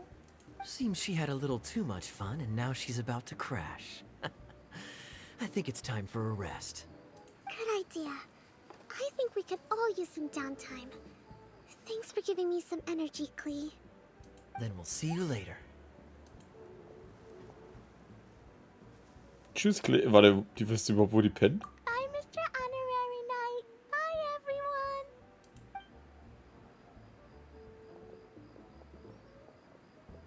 Well, it sounds like our young mage enjoyed herself.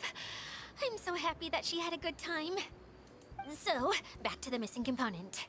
Did you bring it? You bet. Kaya said that the missing component was this orange climbing rope. Ah, it just occurred to me that you probably ran into the three brothers while you were in the canyon. If I remember correctly, the two eldest brothers were taking their sickly younger brother on adventures when they ran into a sandstorm and ended up here. They were all arguing with one another when they first arrived, but it wasn't long before they broke down and were huddled together in tears. They sure must have a lot of energy to keep up their bickering and adventuring every day. I'm a little worried about them, yet quite envious of all that energy. You almost sound as if you're reminiscing about old friends, Idia. Yes, I've known them for quite some time after all, but I seldom go to that area. You can hold on to the rope for now, Traveler. I have no use for it until we have the other components. By the way, Eula and Kale have also returned, but I'm afraid they weren't able to make much headway. They mentioned that they would like to head to the jungle north of here, once you have all rested up. Good. Now that I've told you everything, I'll go rest. I'll go and check on the situation in the remaining two areas. Do you need me to accompany you? Oh, no, it's all right. You've already accomplished a lot today. You should rest up. Sie wird sich nur ausruhen, oder? Sommerparadies Mirage abgeschlossen. Eine Einladung aus der Ferne. Herausforderung gescheitert, ja, weil die blödes Ding mich, ja. Nein.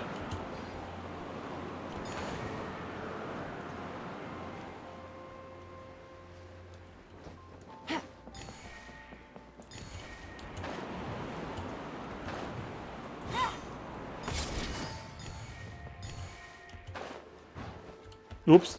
Alter, was war das jetzt?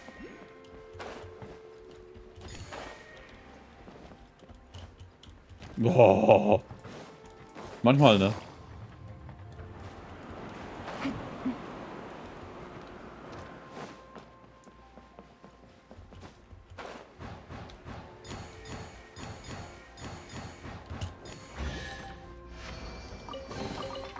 chest So. full of valuables and a trove of potential clues. Schaut ein bisschen aus wie das von der Kokomi, dieser Whirlpool. Hä? Achso, diese Bällchen fliegen hier überall rum. Warte bis morgen früh um 8 bis 12 Uhr.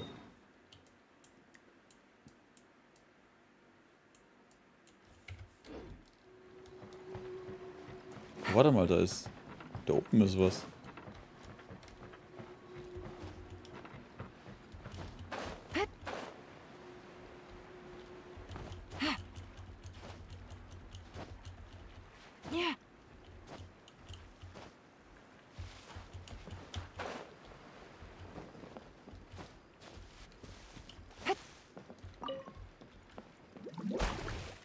Hä? Oh, brauche ich Windcharakter, was soll denn das?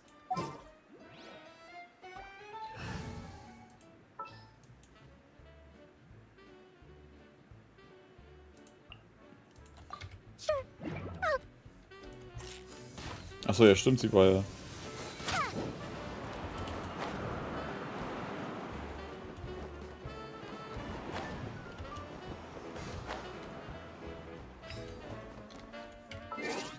Wie viele Gutscheine haben wir jetzt eigentlich?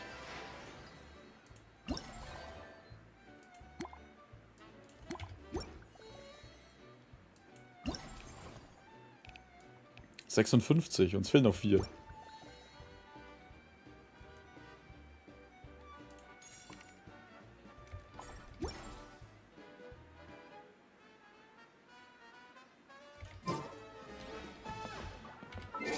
Halt, Truppe wollte ich wieder wechseln.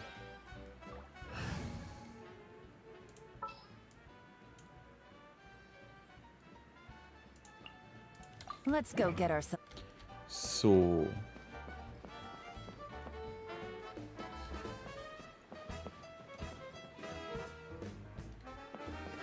Aber ich glaube, wir machen dann nächstes Mal weiter.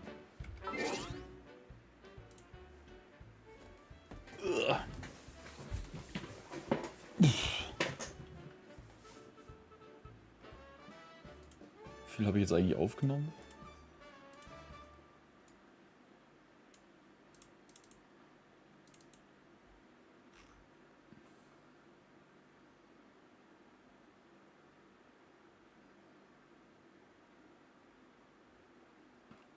Das war Arschstund. Wir haben gerade mal das erste gemacht in dem ganzen Zeug.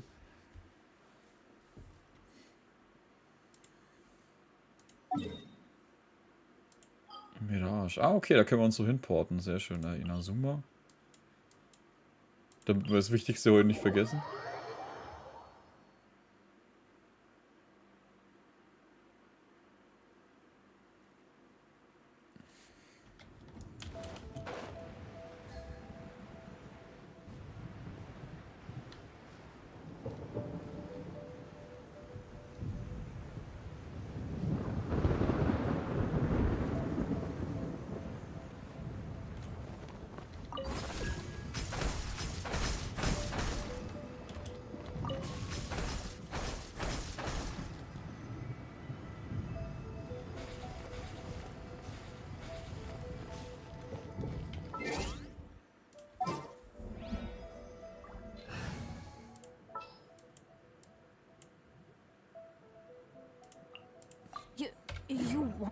Nein, will ich nicht. Oh, 3, 2, 1. Und wie er fliegt? Ob er genauso gut aufprallen kann, wie er fliegen kann? Wir werden es gleich erfahren. Ja! Break, ja. Irgendwas gebreakt hast du auf jeden Fall. Eine Hitze immer bei der Hölle loszufahren, der Arbeit. Gott, Banner down. I've been waiting for you. Ja, und bei uns kommen dann noch Überstunden dazu. Juhu.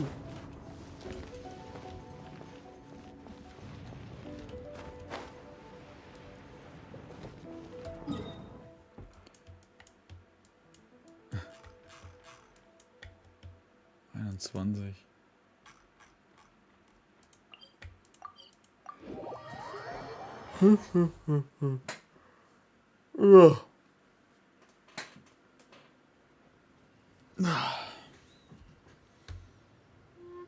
Ja, die Hitze ist, wobei es ja die Woche eigentlich, also bei uns jedenfalls, relativ angenehm war, die ersten Tage. Aber wenn es mal richtig runtergebrannt hat, hat es kurz danach auch wieder richtig Schütten angefangen oder regnen halt. Damit es wieder runtergekühlt hat. Freitag war eigentlich, ja wobei, Donnerstag war eigentlich der schlimmste Tag. Und heute war ich eh die ganze Zeit drin, also scheißegal.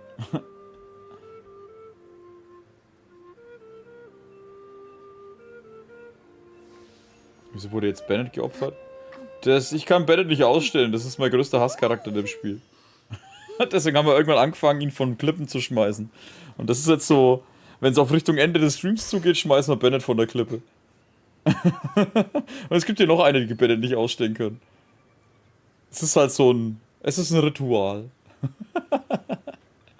Und Wanderer habe ich nicht, also kann ich ihn nicht von der Klippe schmeißen. Und dafür ihn ziehen, nur um ihn von der Klippe zu schmeißen, ist mir dann zu viel, ist mich nicht genug wert. Nieder mit Bennett. Kann den auch nicht ausstehen. Sehr schön, einer von uns, einer von uns. Ah.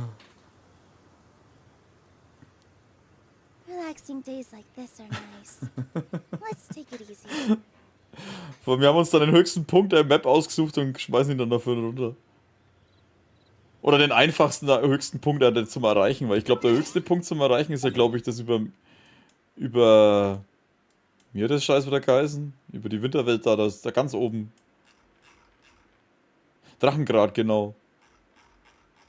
Da war ja, glaube ich, oben dieses Ding. Das ist, glaube ich, höher wie die andere Stelle.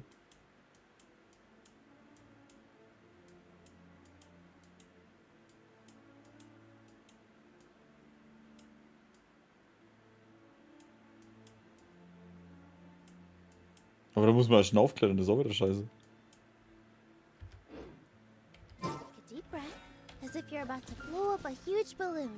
Halt, eins können wir noch machen.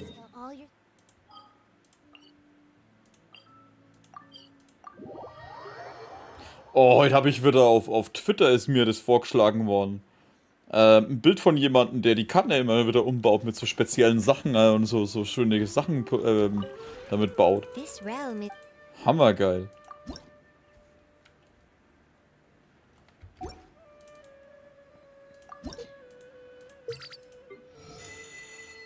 Na, Ding ist jetzt auf 10, sie ist auf 2.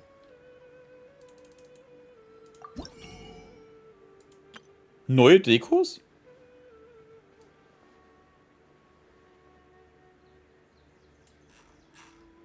Oh ja, die haben wirklich die Sachen schon. Und ich sag's vorhin noch aus Scheiß. Die müssen die Sachen reintun.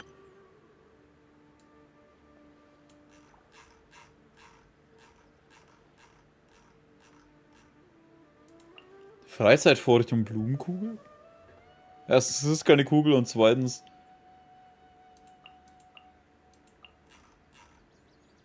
Schild der Stadt der Weisheit? Blumenschatten. Stark. Dionas kleines Sofa? Echt jetzt? Tischkombi, kleine Seeinsel. Prinz weinender Fisch. Snekus Gebüsch. Da ist auch der kleine Fisch drauf.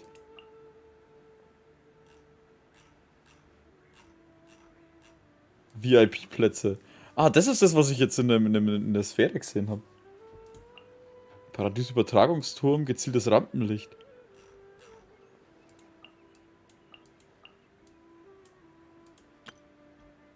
Reichtümer des Kannreichs.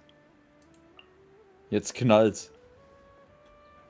Punktetafeln, Bum Bum, Sprengfass. Sobald du mit der Punktetafel agierst, kannst du ein zeitlich begrenztes Schießspiel starten oder deinen Spielverlauf einsehen. Bevor das Spiel beginnt, kannst du die Position der Bum Bum Sprengfässer einstellen, die du zerstören musst.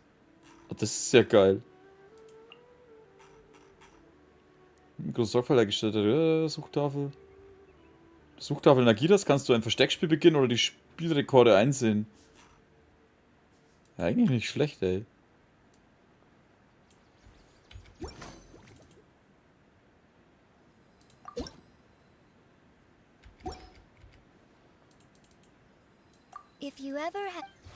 Ne, passt schon, Knöllchen. 10.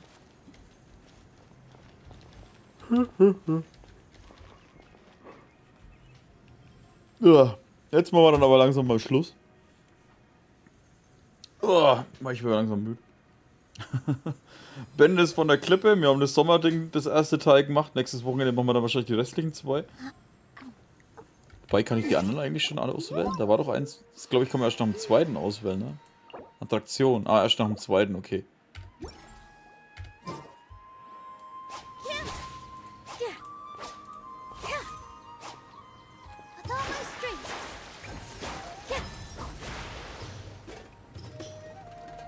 Ich finde das immer noch sehr geil.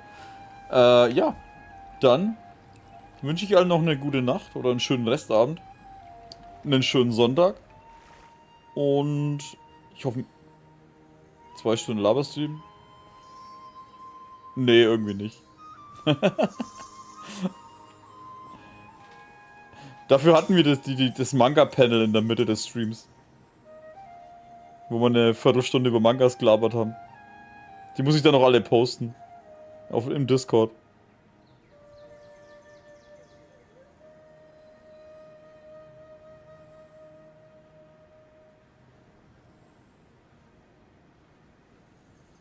Wo ich nie da war, genau.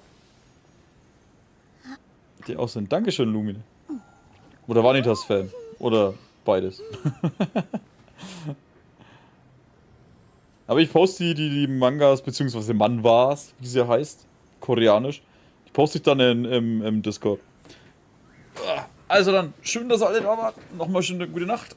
Einen schönen Restsonntag. Oder bestimmt einen schönen Sonntag. Und ich hoffe, wir sehen uns dann nächste Woche wieder. Da geht's dann mit dem Sommer-Event in die 2. Runde. Also dann, macht's gut und bis zum nächsten Mal. Servus.